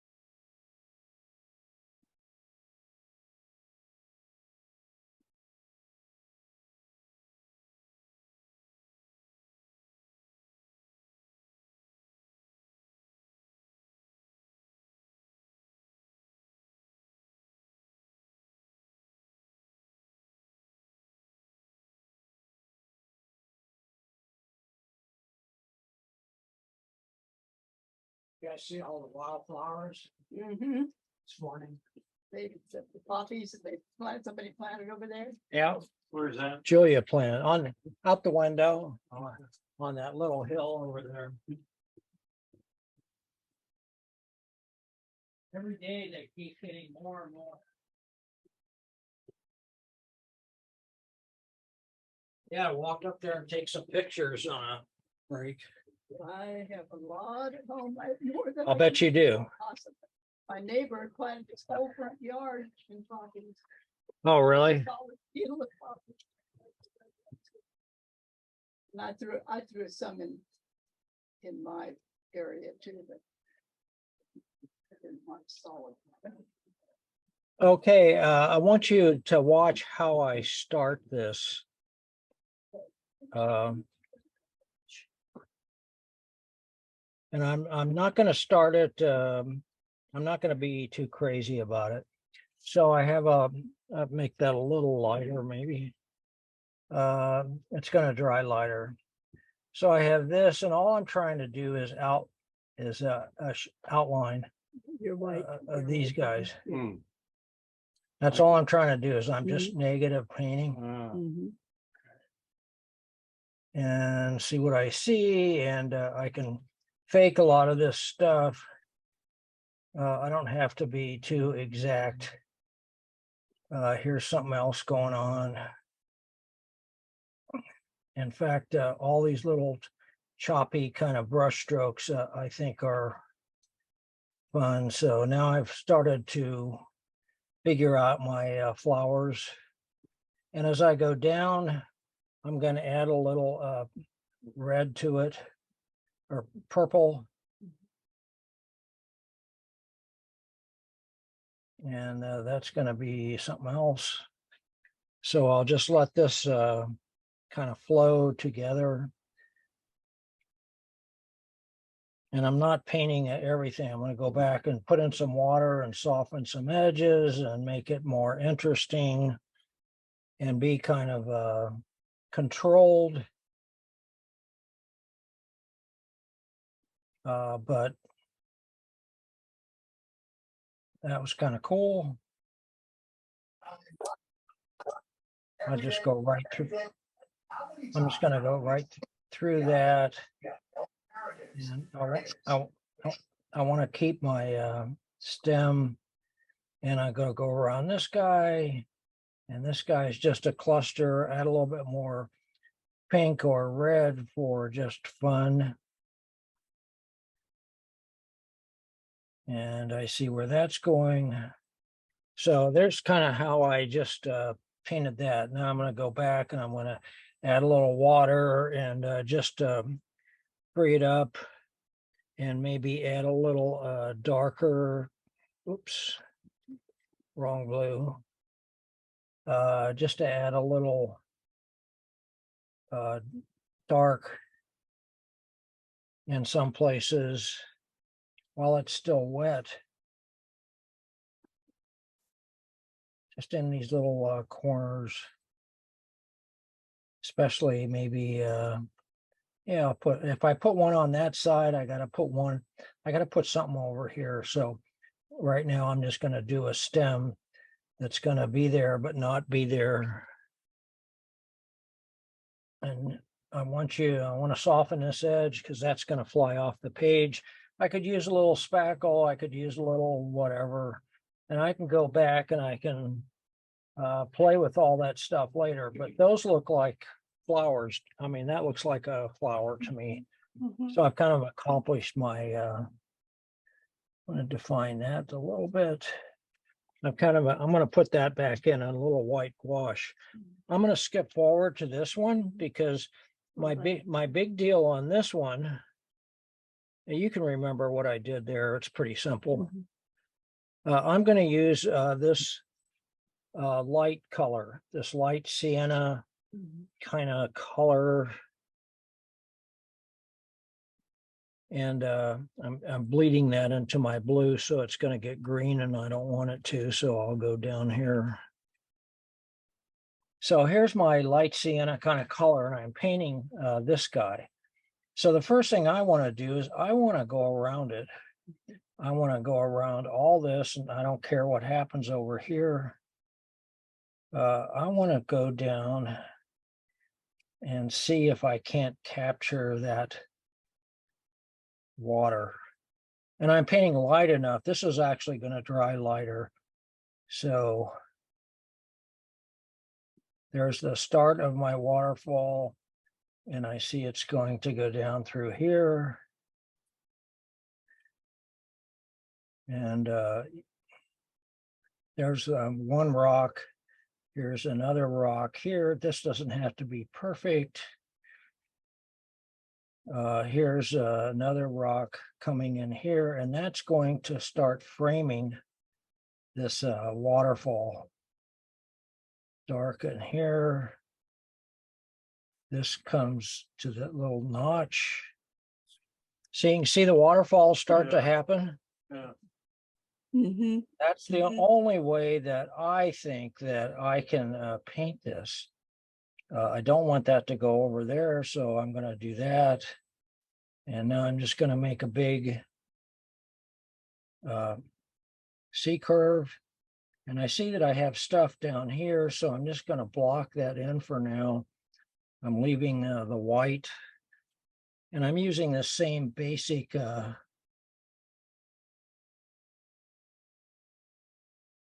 palette.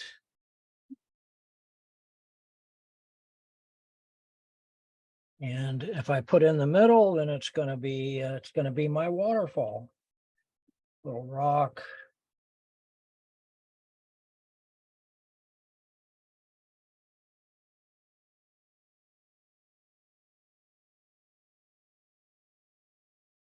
Big strokes. And that's all going down into this shape, and then it's going down into that triangle shape at the bottom. So that's kind of my waterfall. And so I see it. I can see my waterfall. I can see that shape, and that's all I really care about at this time. I don't care about anything else. That's going to prove that my drawing is correct. Why I wanted to paint this. And so there's a start for both of those. And while you're here, I'm going to mix up some purple, some pretty pinky purple. I'm just going to make this pink. Ooh, look at that. Isn't that a pretty pink? Yeah, that's great. I like it. And now I'm going to mix up some light orange into that.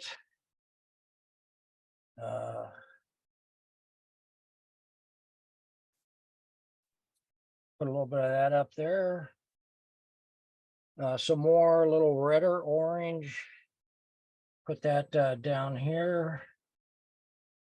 I don't care about any of this. That's going to be dark.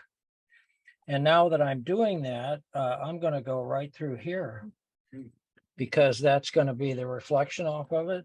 In fact, that needs to be a little more orange, I think.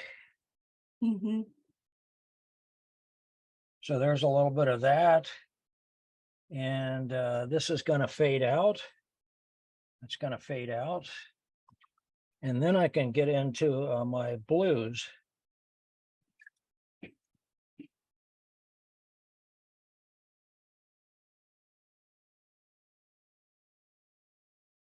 That's still pretty light, so I'm going to go from the bottom up. And that's actually going to be okay. I'm also going to paint this too, because that's going to be blue. I want to be kind of careful up here because I don't want that to bleed too much. It's going to be blue all the way along there. These rocks are going to be blue.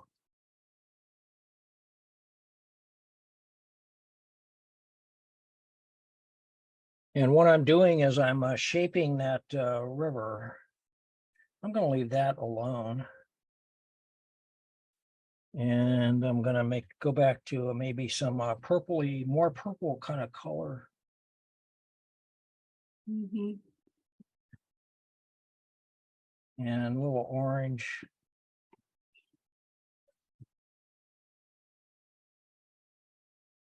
Mm.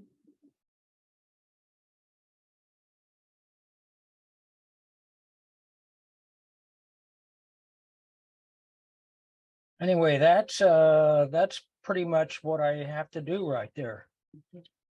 They could be a little bit pinkier.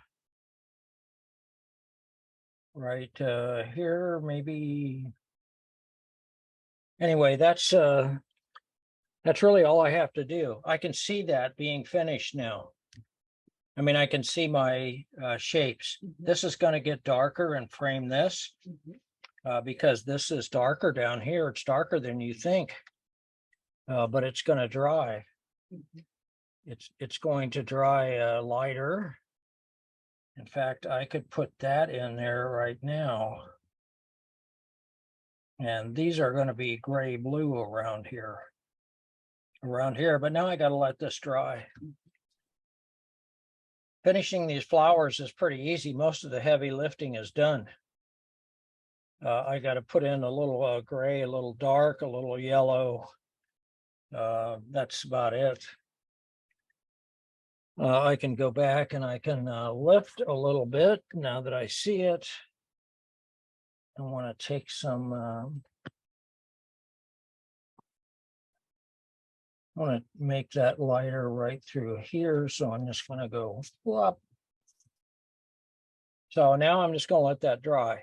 This other one is a free-for-all, but I'm just going to let this dry, and I'm going to add a little white paint to go back in to do these guys. I've got a little white paint in my palette over here right now.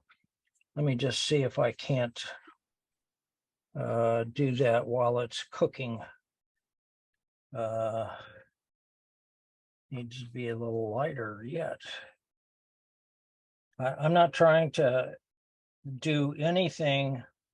I'm not trying to copy exactly. I'm trying to get the feel of this. So, and I do see that I could use a little darker purple kind of color, red purple kind of color right in here to make that more dramatic. And I think I will just do a little bit of that. And there, I made some clouds by doing that. I can go back and I can soften these edges later on, but I want that light to really come through. Anyway, that's it. So that's how I would start all these.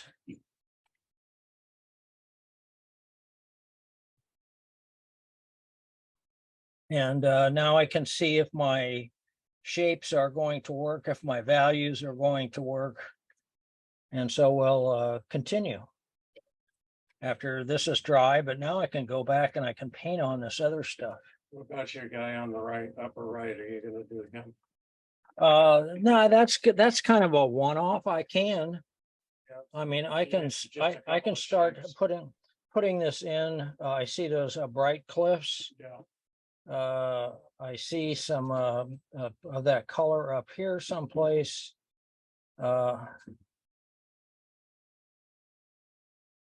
I'm going to make it a little brighter than what I think, but as long as I have that blue worked out, I can. That's going to go over that and down into here, and that gets kind of a. It's a little bit dirty.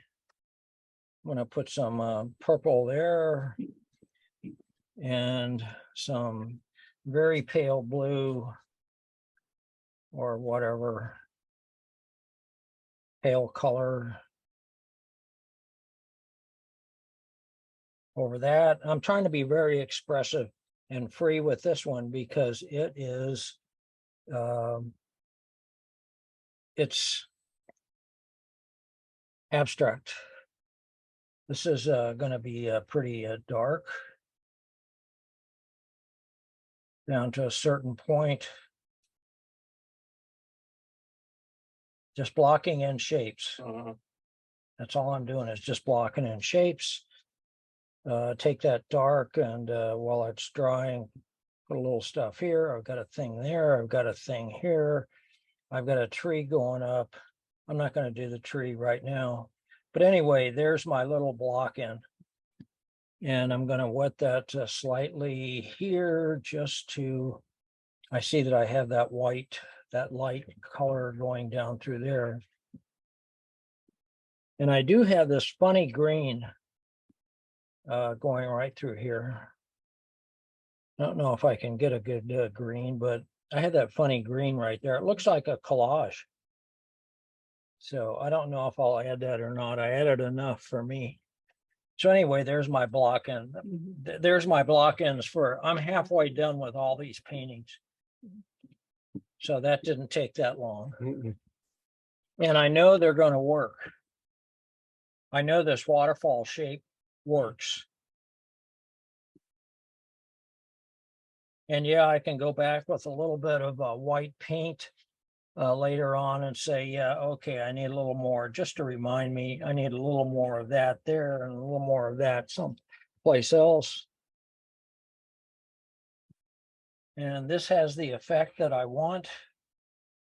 And so it is almost done. And I'm going to like that little spot of light right there, that white and the sparklies on these guys. So in fact, let me do one more thing, and then I'm going to be hands off for a little bit. I'm going to make some red kind of color, and I'm just going to spatter a little bit over here. There we go. There we go. On our way.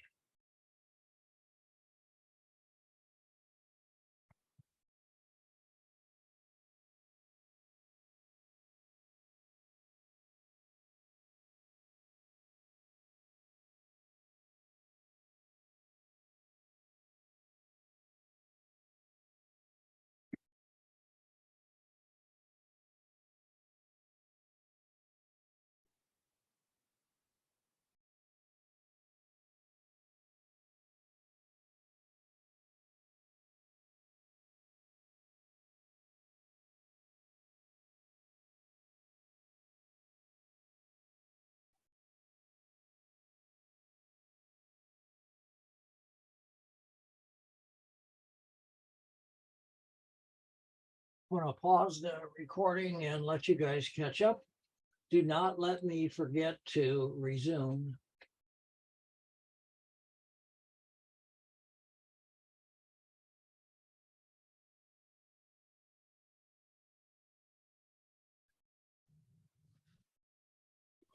Okay. My recording rock worked. So now I'm going to start putting in some, on some of these, I don't need to put in very many darks, very much at all. So I'll start with this guy and try to do these. Lip. Lip.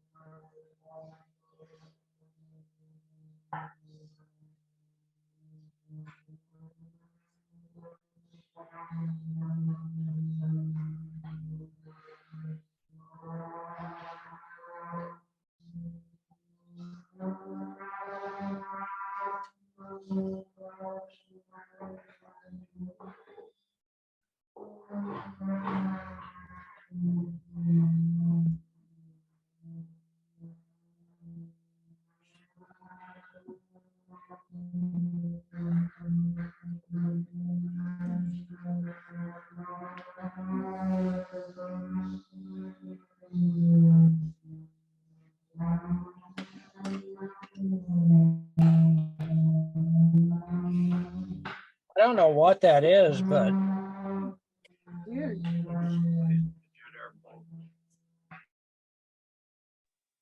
sounds like something from a Star Wars movie. Yeah. The Jedis are fighting.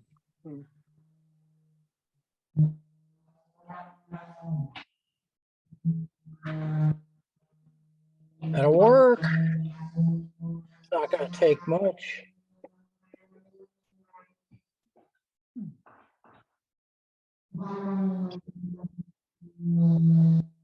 Be a little more colorful than what I was. Mix up a little neutral, kind of warm neutral.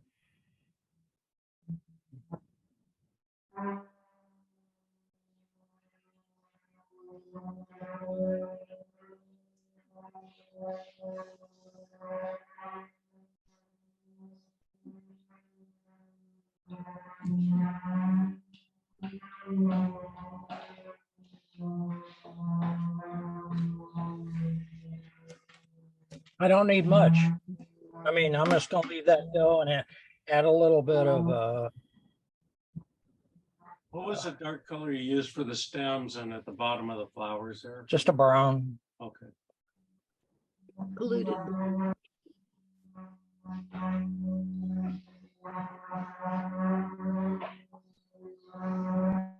I'm gonna break this up later.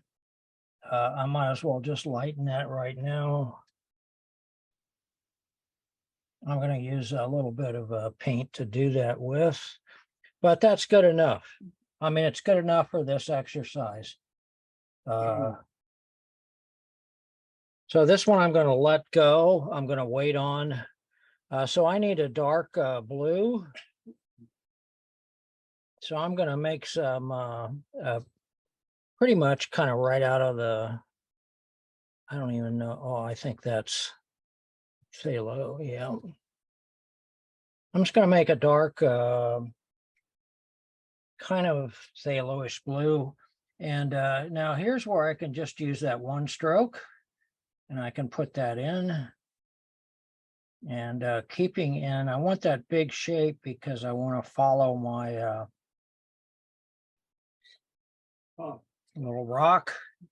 You see how that makes that sky light up now? Yeah, yeah. So, but you use phthalo blue, huh? For I that used big phthalo shape? blue and I used ultramarine with it. Okay. So I'm just going to go right across here. And I see I have a little, because the light's coming from the back. And I know that these are going to be rocks. And so this is my big deal right here, is to make that curve. Yeah. This kind of blows out. And then I want to do this and that going off. And so now I'm just building shapes again. I'm just doing my shapes again.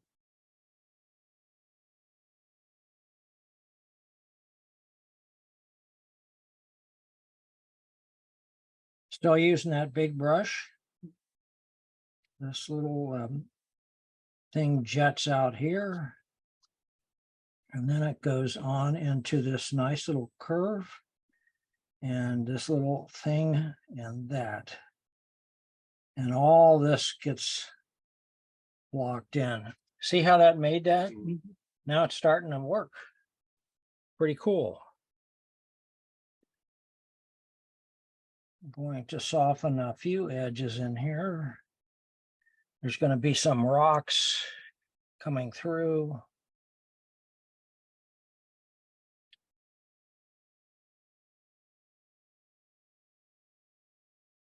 And I think I'll just kind of leave that one alone because this is going to get darker and grayer. So anyway, I blocked that in. And what you thought was dark before is not quite as dark.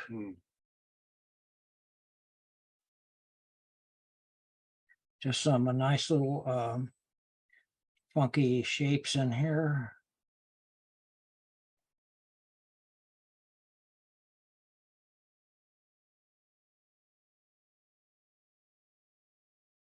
Hey, it's starting to look, when I put the darks in there, it's really going to pop. So now I'm just using, on this other one, I'm just using a darker brown than I used before. Doesn't make any difference what the color is. Actually, it's just darker. In fact, I think I'll make it a little redder.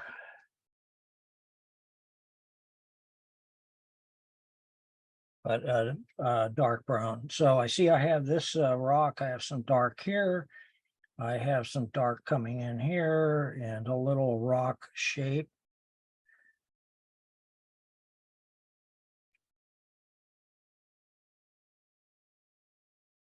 And so that's going to be right next to my waterfall. So I want that to be a little more dramatic. It's actually kind of good if you just block these in because it's going to make it more. Use the side of my brush for some dry brush effect. I'm going to leave a highlight on top of this rock. And same down here. All these little clicks of light. So I see I have this. Yep, that's nice. That's a nice little dark. And I just covered up part of my other guy, but that's okay. I want to do some kind of rock shapes, strokes. And this guy is going to come down like that. And this guy is going to come down like that.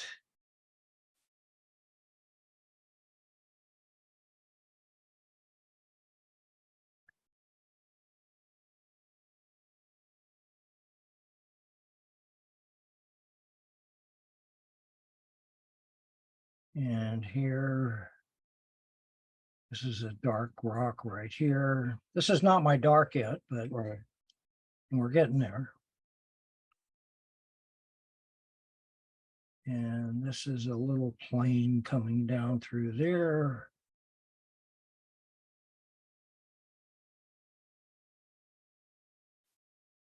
Chunk, chunk, chunk.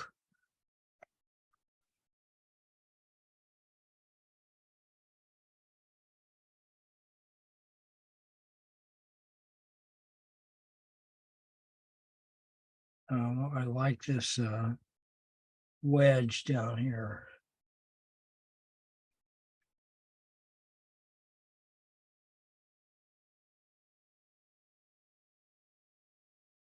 So that just added a lot of dimension to my waterfall, right?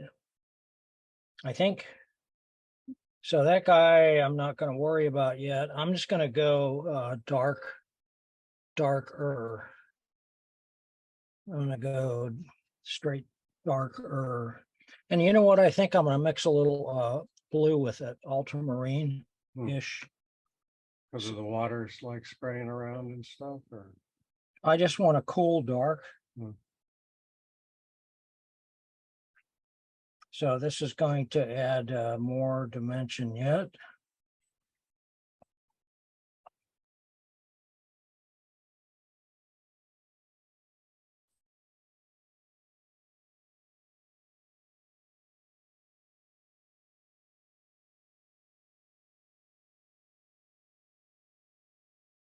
That dark shape.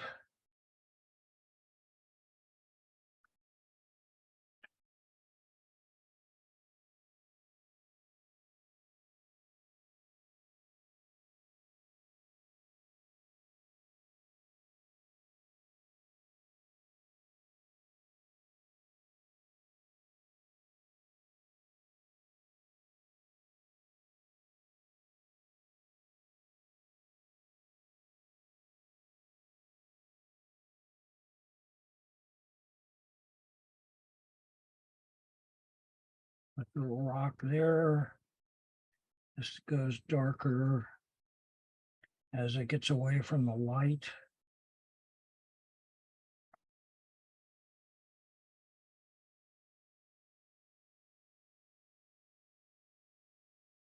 This guy is darker as it juts out into here and gives the top plane to that other rock.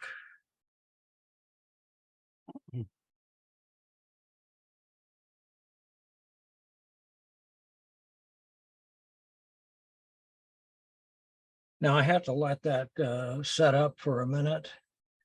I do want to add some blue.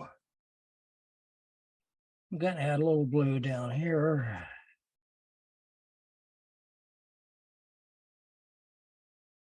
And lighter blue.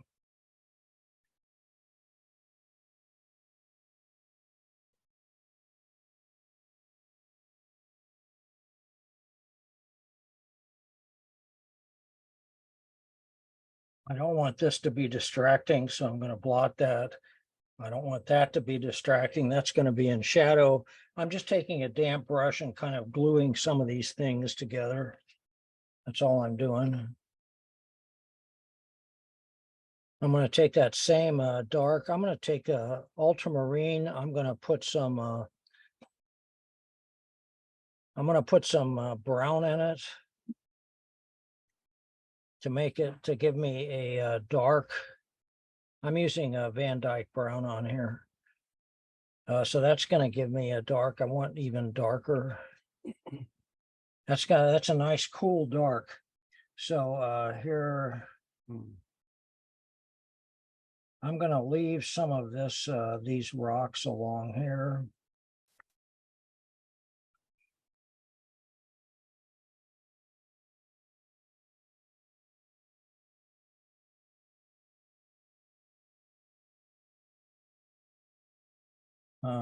Yeah, I think that'll work out okay. And then start putting in some of these rocks. There's a rock. This is kind of a string of rocks. Smaller as they go back. There's some rocks here. Here's kind of a big rock right here. That was good, just that stroke. I'm just doing these very simply. There's a rock that's going to kind of connect that. And then there's some rocks in here, especially around this edge. A rock.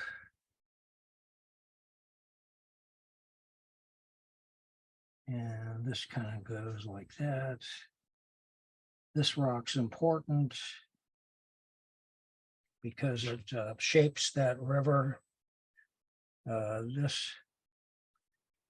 I'm going to just dampen that brush because I want this this sand right here to be grayer. I'm going to paint that darker. Leave a little bit of those white things in there, or light colored things in there.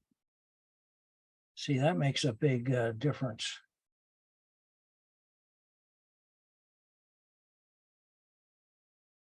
That really starts to light it up. Just going to use a little blue, but it's still dark. And so now I've got a little bit of that there, and this going on here for a dimension.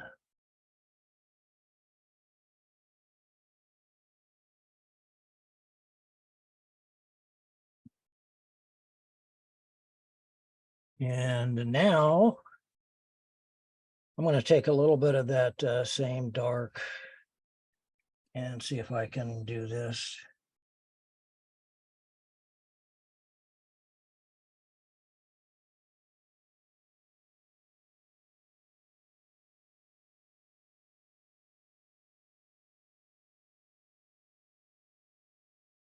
Dry my brush off.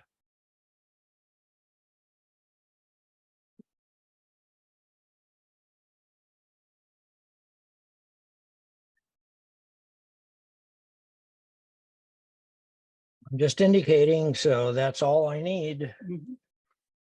And this guy needs to be glued together a little bit more. But now that that's had a chance to dry, I'm going to go back with my blue to give form to this waterfall. So there's that. Need a little darker. I want a little bit more dramatic. So that's dark. This notch is going to be darker. And this is dark all the way down through here. A little bit of dark in there. This is darker on that side of the rock. See how that forms that pool now? This is going to be darker through here and darker down here. Leave a little bit of that bubble here.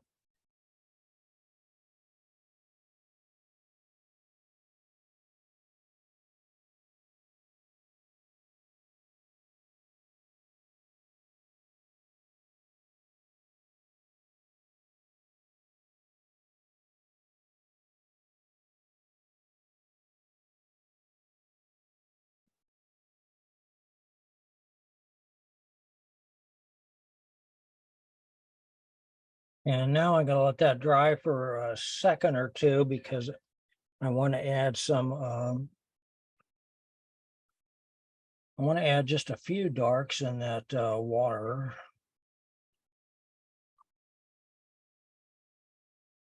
That helps.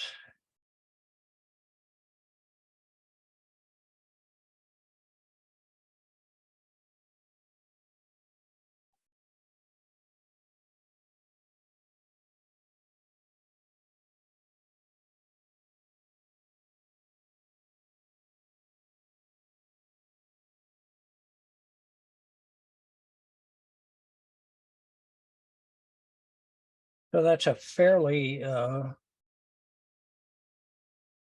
know I could spend more time painting on this, but I want to make this bluer. So I'm just going to put some blue on top of that, melt it a little. And now I'm just painting shapes. And I'm letting some of that, I'm letting some of these, I'm negative painting in a way.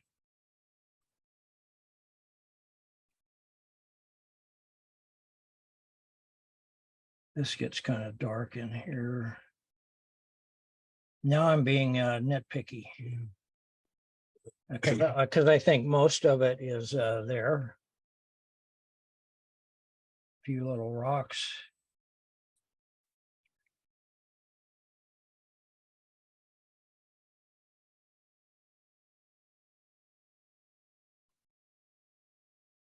And let's see, let's finish these off.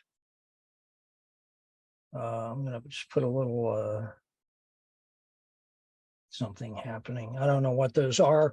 In fact, what I think I'll do is just take a bright color, and these are a little orange. There, I think that's done. And these guys are, these other guys are pretty.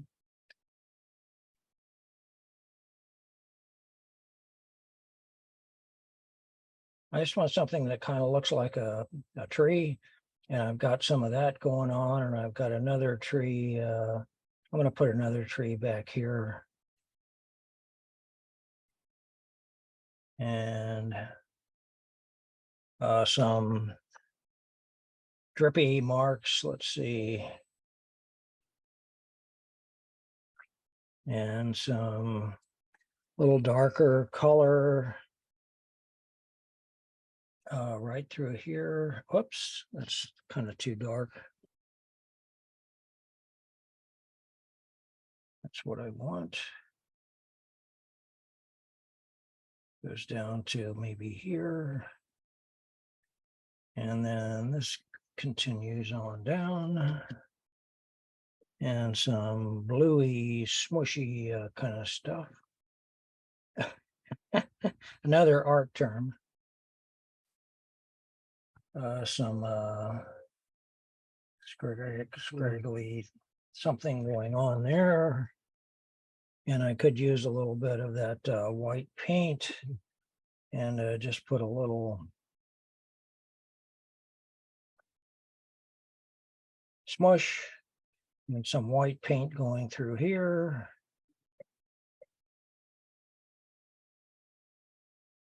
And I'm not trying to copy, especially with this abstract one, I'm not trying to copy this exactly because it's not going to work. It's a big abstract painting. See, I've got some warm color, burnt sienna-ish coming down through here, I think. Or maybe that was yellow. I guess that was yellow.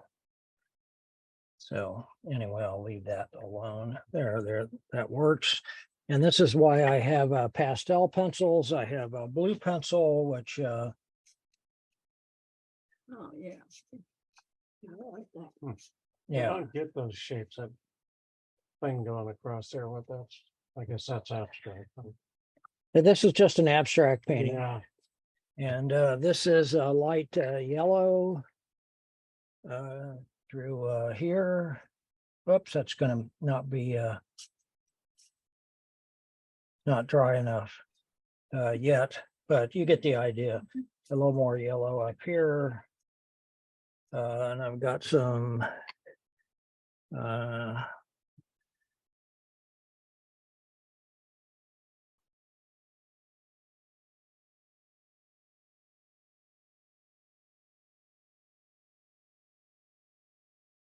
darker gray there. Anyway, you get the idea for that one. I'm going to take my white pencil. I think this is dry enough. I just want to go through here like that. Like that. And last thing, I'm going to take this light blue that I have, and I want a bright, kind of a light bright. I'm going to put a little pops of that.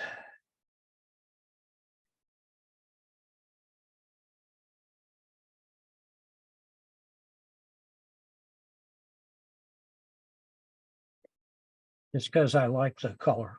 That's all.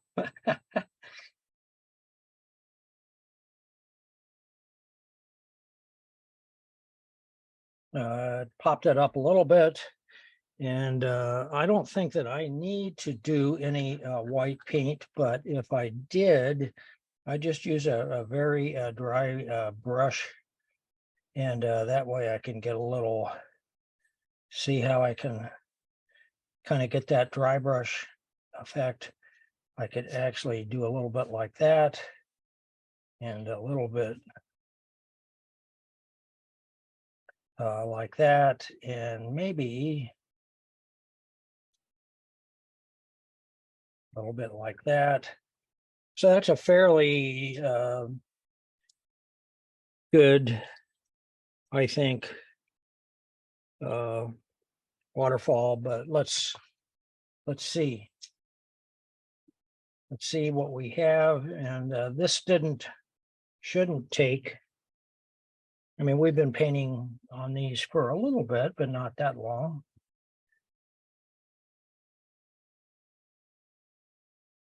And now you could, if you were doing the same subject matter, I want to do these flowers 4 different ways because I'm not sure. I've got a vase of flowers in front of me. So I want to see how that stacks up. And yes, I can go back in any of these and click it up a little bit, but basically I think they're all kind of there as studies. I'm calling them studies.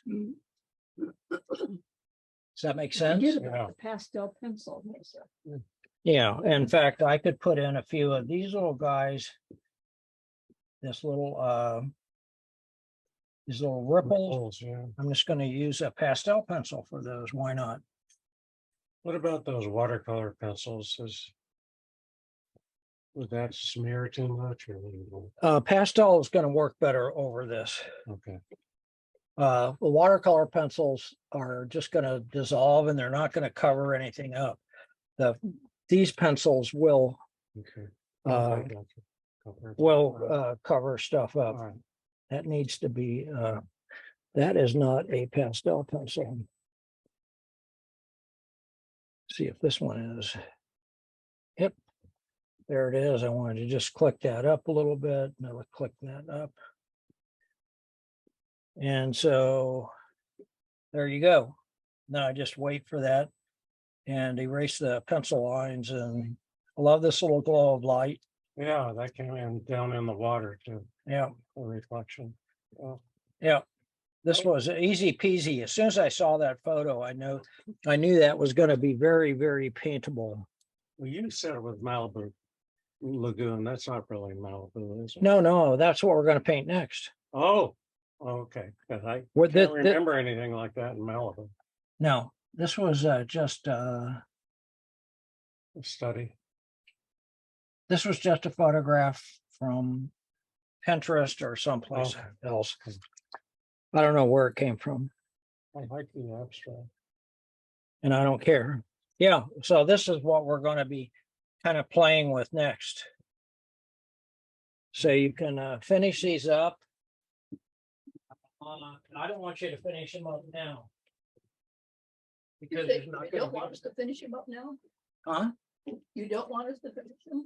No, you saw how I did it, and it's being recorded. Okay. And the start was the most important thing. Okay.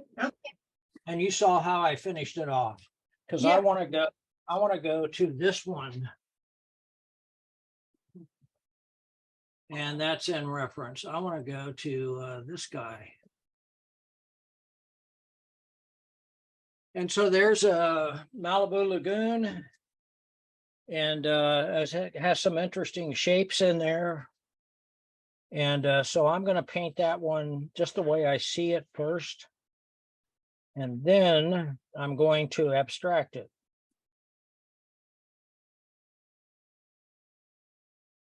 And what size are these? Are these smalls again, kind of smalls? Oh, yeah. I want Okay, to get 4 on a page. okay, good. Thanks.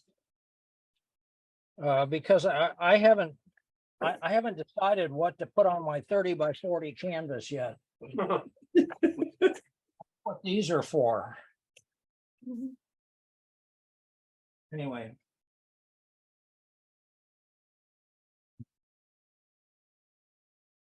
And you did give me one of those, didn't you, John? What's that? Yeah. Or maybe you put it on the desk by your chair or something. What are you looking for? Well, the one I gave you was like this. Yeah. Oh, Okay. that's not this one. Anyway, I'll find it, or I'll print another one. Anyway, this is going to be fun because this anything goes. Whatever style that you like. Just for inspiration.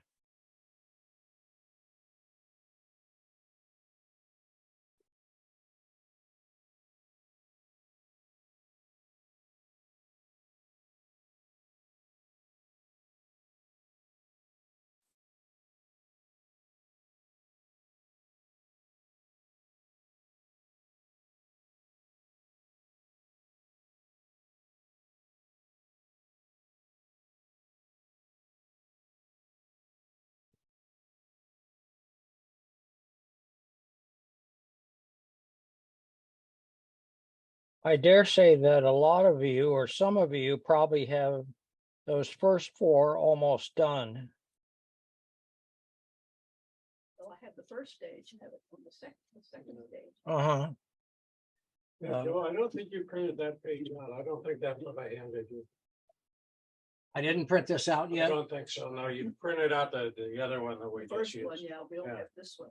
Okay, let me print this one.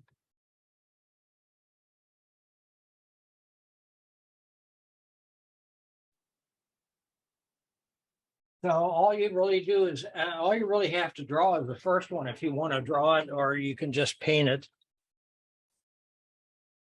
start painting. Okay.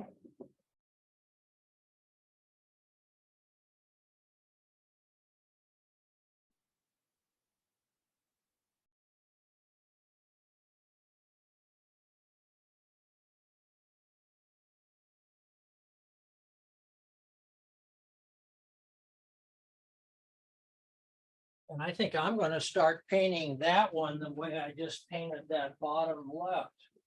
The other coastline thing.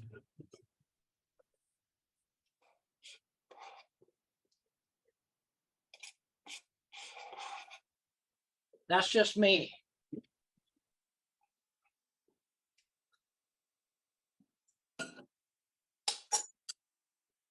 So I'm going to use this guy.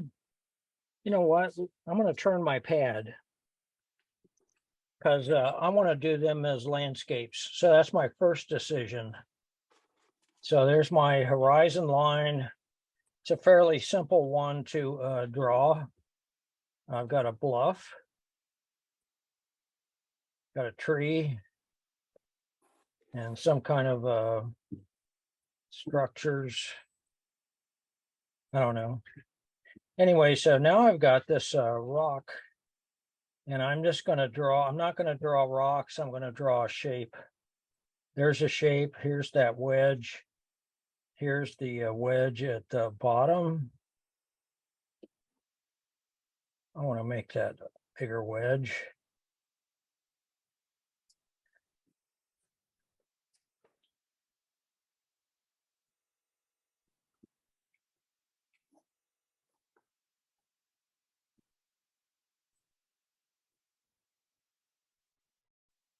There's that keyhole there.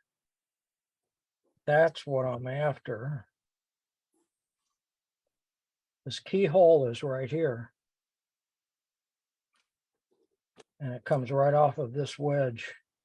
This wedge is pointing right to that. So that's kind of cool. So, and then the beach is another diagonal. And then I do have something going on back there. I don't know what. And I have this rocky coastline, hillside. So that's kind of interesting. I like this. I like this shape. I like the wedge.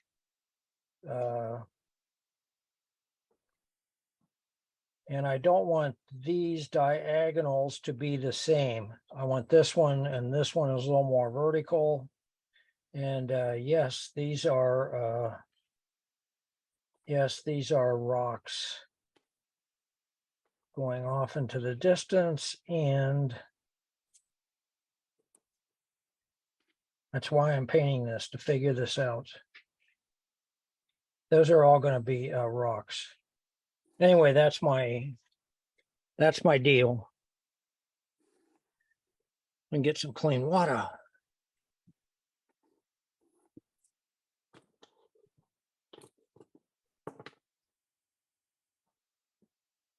I don't like that legend. I haven't seen that keyhole thing. That's going to be really applicable for this kind of painting, and even this. So I'll slop some color on here. Is that an artistic? Yeah, that's another art word. Now, first, I think I'm going to wipe this out. And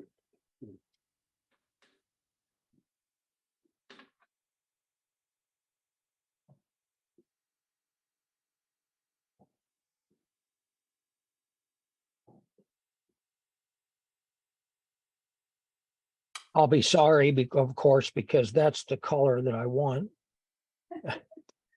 save the rag. Yeah. And this is gouache pretty much that you're using? Yeah. Okay. Now, did you take your jelly gouache and squeeze it into that? No, this is my good Oh, gouache this is the set. good gouache. So I'm just going to go across there like that and take a little water maybe and go through there. Let that come down.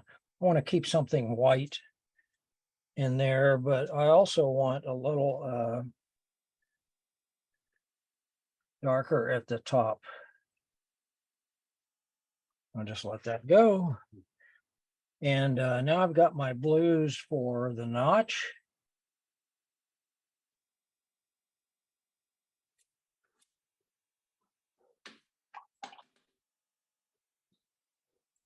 And this. And now I'm actually designing. I've got my ocean. I don't care about these rocks. They're going to be darker. And then I've got this beach.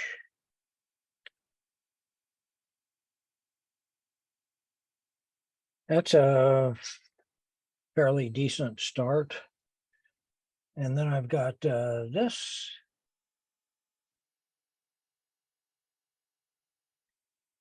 I'm going back to that Photoshop thing that I showed you on shapes. How I see it to start with. So that's got some warm. This is going to have some warm. Mhm. This is going to have some warm.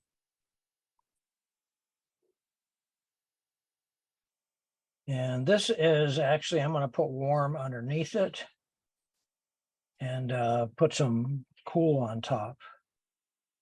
So I might as well just paint that. Hey, look at that. That kind of looks like that already for even landscape proportion. I'm going to put a little more of that. So I'm going to let that kind of dry a little bit. But those are my basic shapes, and that's what I'm after, are my basic shapes. I can soften that while it's still damp. There you go. That's my start. So now I got to let that dry a little bit. Big shapes. Big shapes. That's an abstract. That's one of my abstract paintings. Right there. I mean, I'm taking this as reference and I'm just blocking in the big shapes. Yeah. It looks similar, doesn't it? Yeah. Mhm. Yeah, that's all I care about. It's looking similar. In fact, I think I'll take a little bit of that blue and make sure that, no, I'm not going to touch it. I'll wait, look till it dries. Because on this one, I can go back and soften edges. That's easy. What I can't do is if I do this too soon, then I'm going to have soft edges where I don't want them. So now I can be a control freak and just wait a few minutes for this to work. So does that make sense? Mhm. Mhm. Okay. So go for it.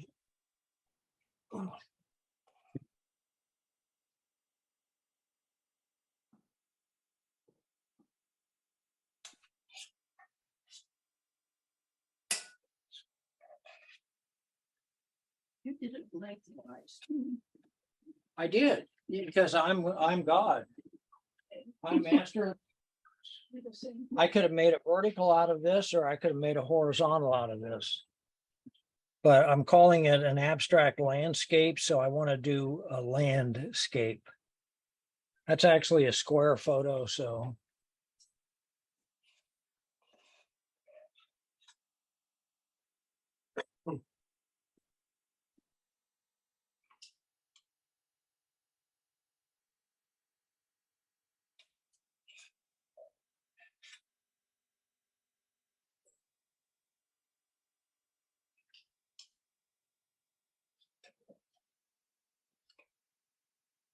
Hey, gray. Yeah, June gloom, May gray, yeah.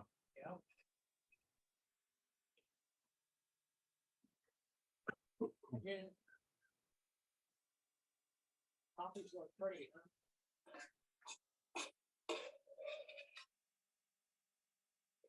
Yeah, wait till the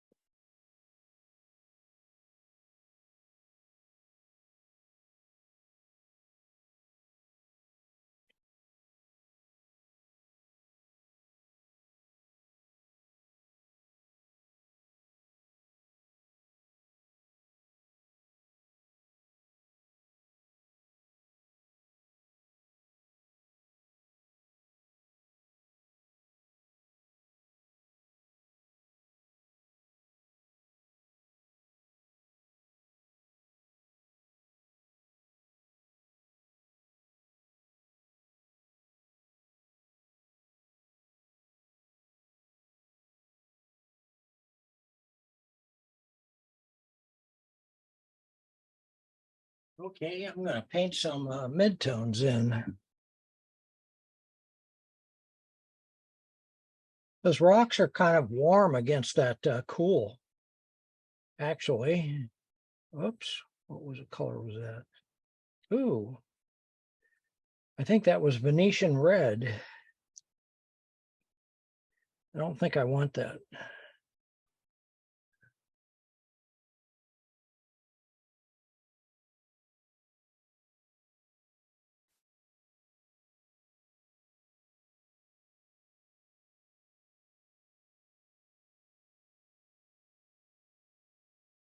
I'm just going to use a kind of a yellow brown to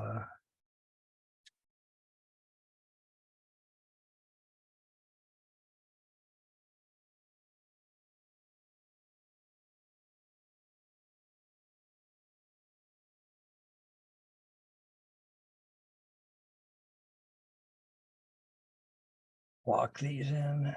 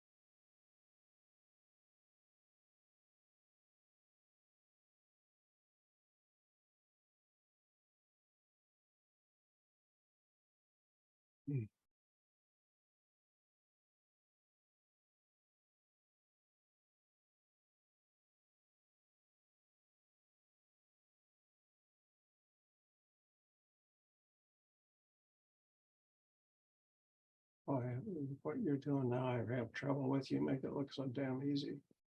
Good. Getting those angles of those rocks. I'm just using my Rocky stroke. Yeah.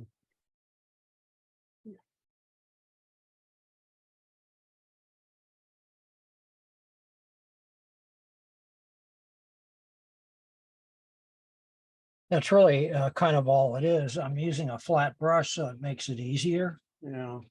But you get the right angles too, like the guy on the right coming down and the other one's going across from the left. Managed to screw that up. I'm just trying to kind of paint light right now. Mhm. Where's the light coming from?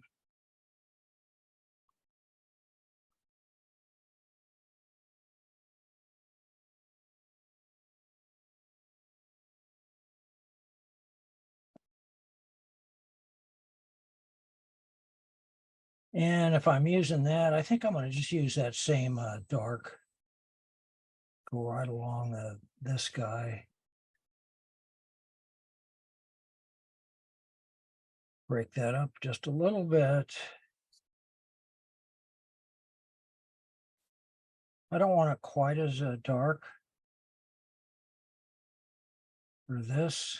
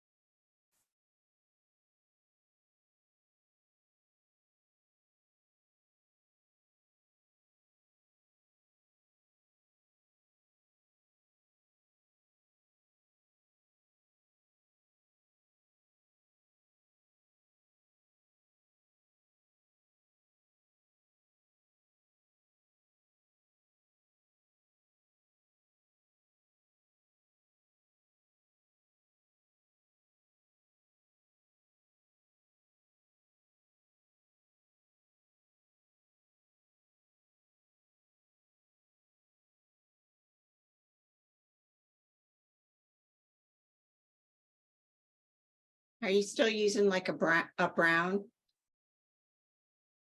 I've been going back and forth. I've got a puddle here, brown and blue.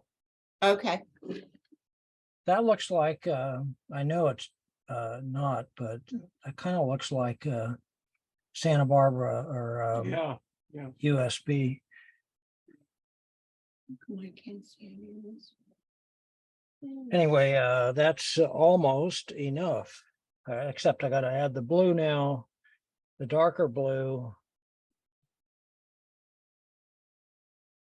And that's cobalt.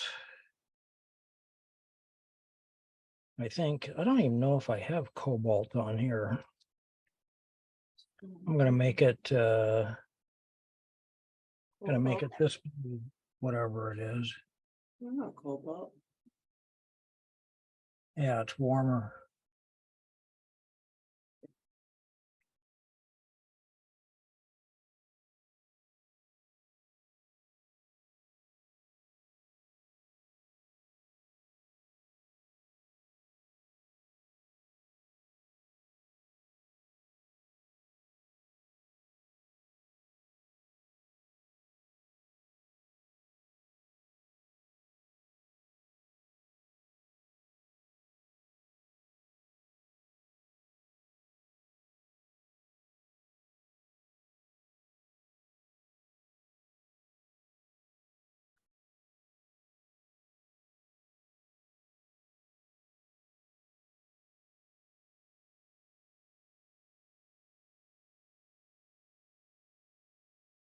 Ooh, juicy.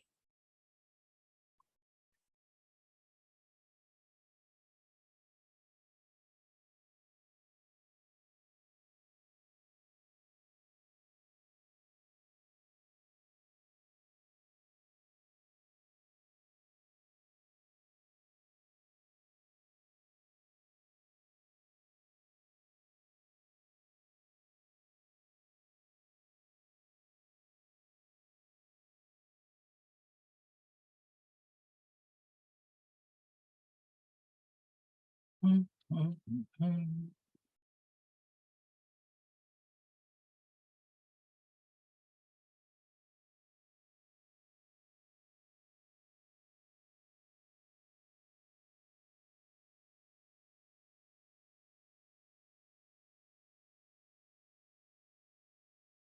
That's good enough. Take my black pencil.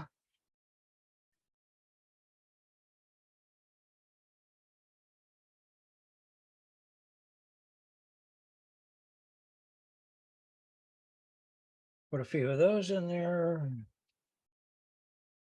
I got to sharpen this one guy up here.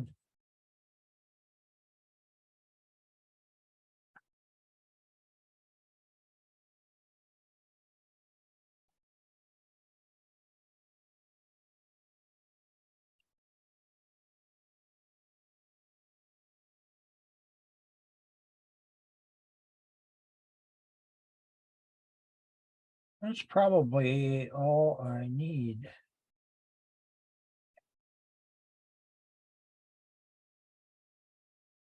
Take a little white pencil and my pastel pencil. Prismacolors don't work. But the pastel pencils work pretty good.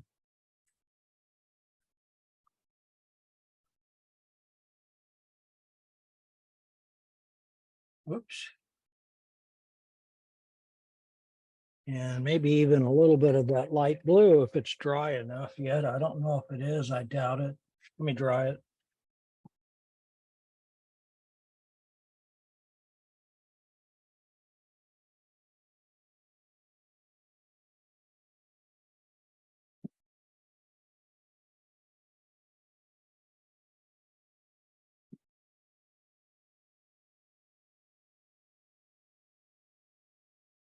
Now I can maybe go back and capture a few of these little nuances.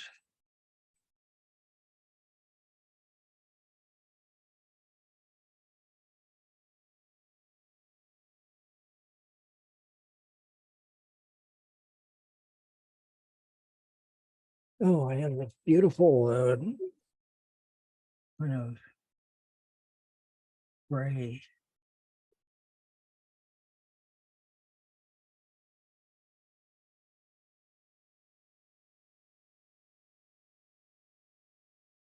Good enough. Good enough.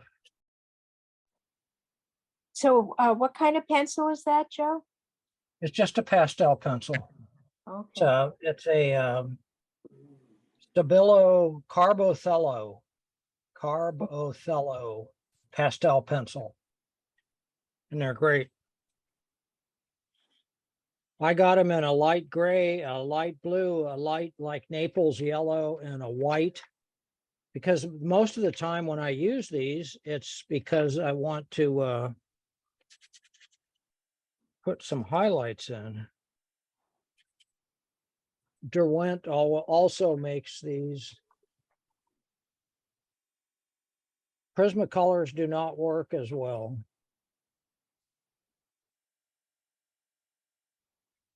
Anyway, so there's my little study. I'm not calling it a painting. I'm just calling it a study. I'm faking my brain out.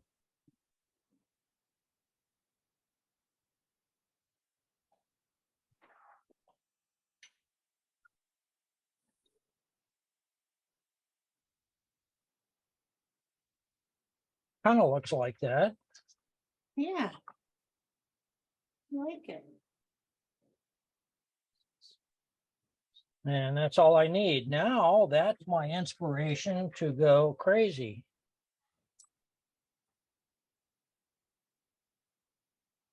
I'll just retake this now that it's the mess is gone.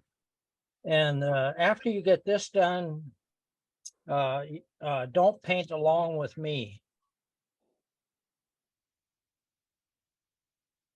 Just let your intuition take over. And if it ends up looking real, then it ends up looking real. That's all. That's your style. That's the way you see things. If it ends up looking totally abstract, that's okay too.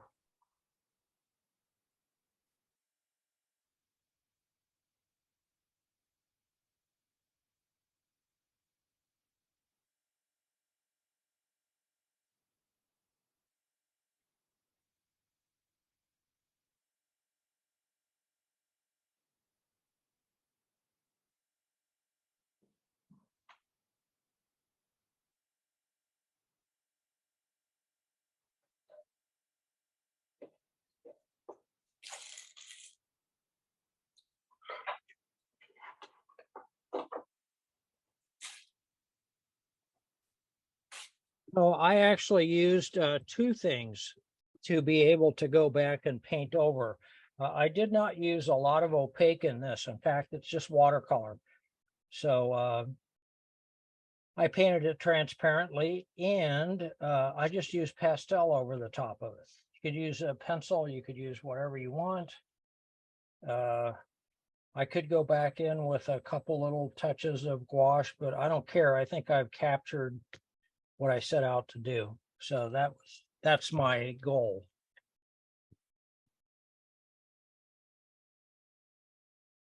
Whatever it takes.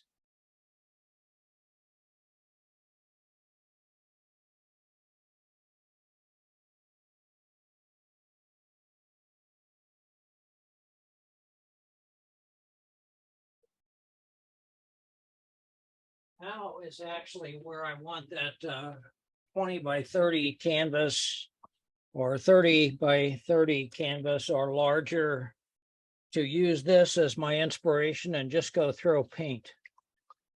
But I'm just going to try a few things to see what I come up with.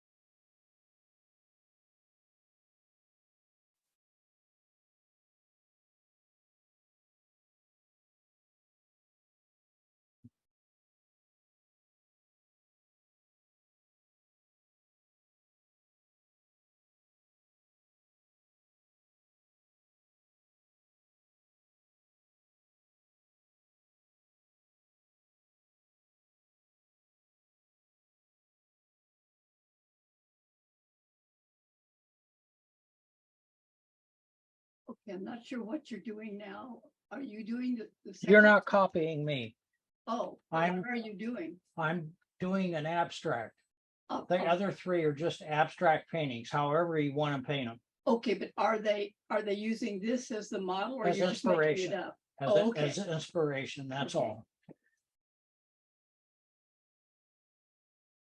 So there are some shapes that I'm using for inspiration, Uh-huh. and that's all I'm doing.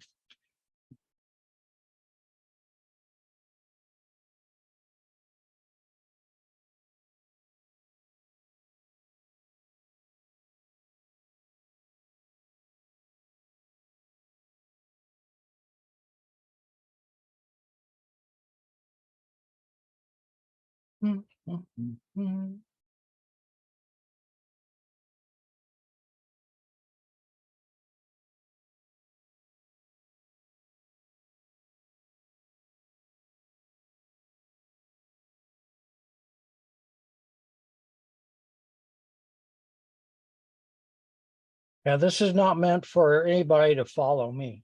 Okay.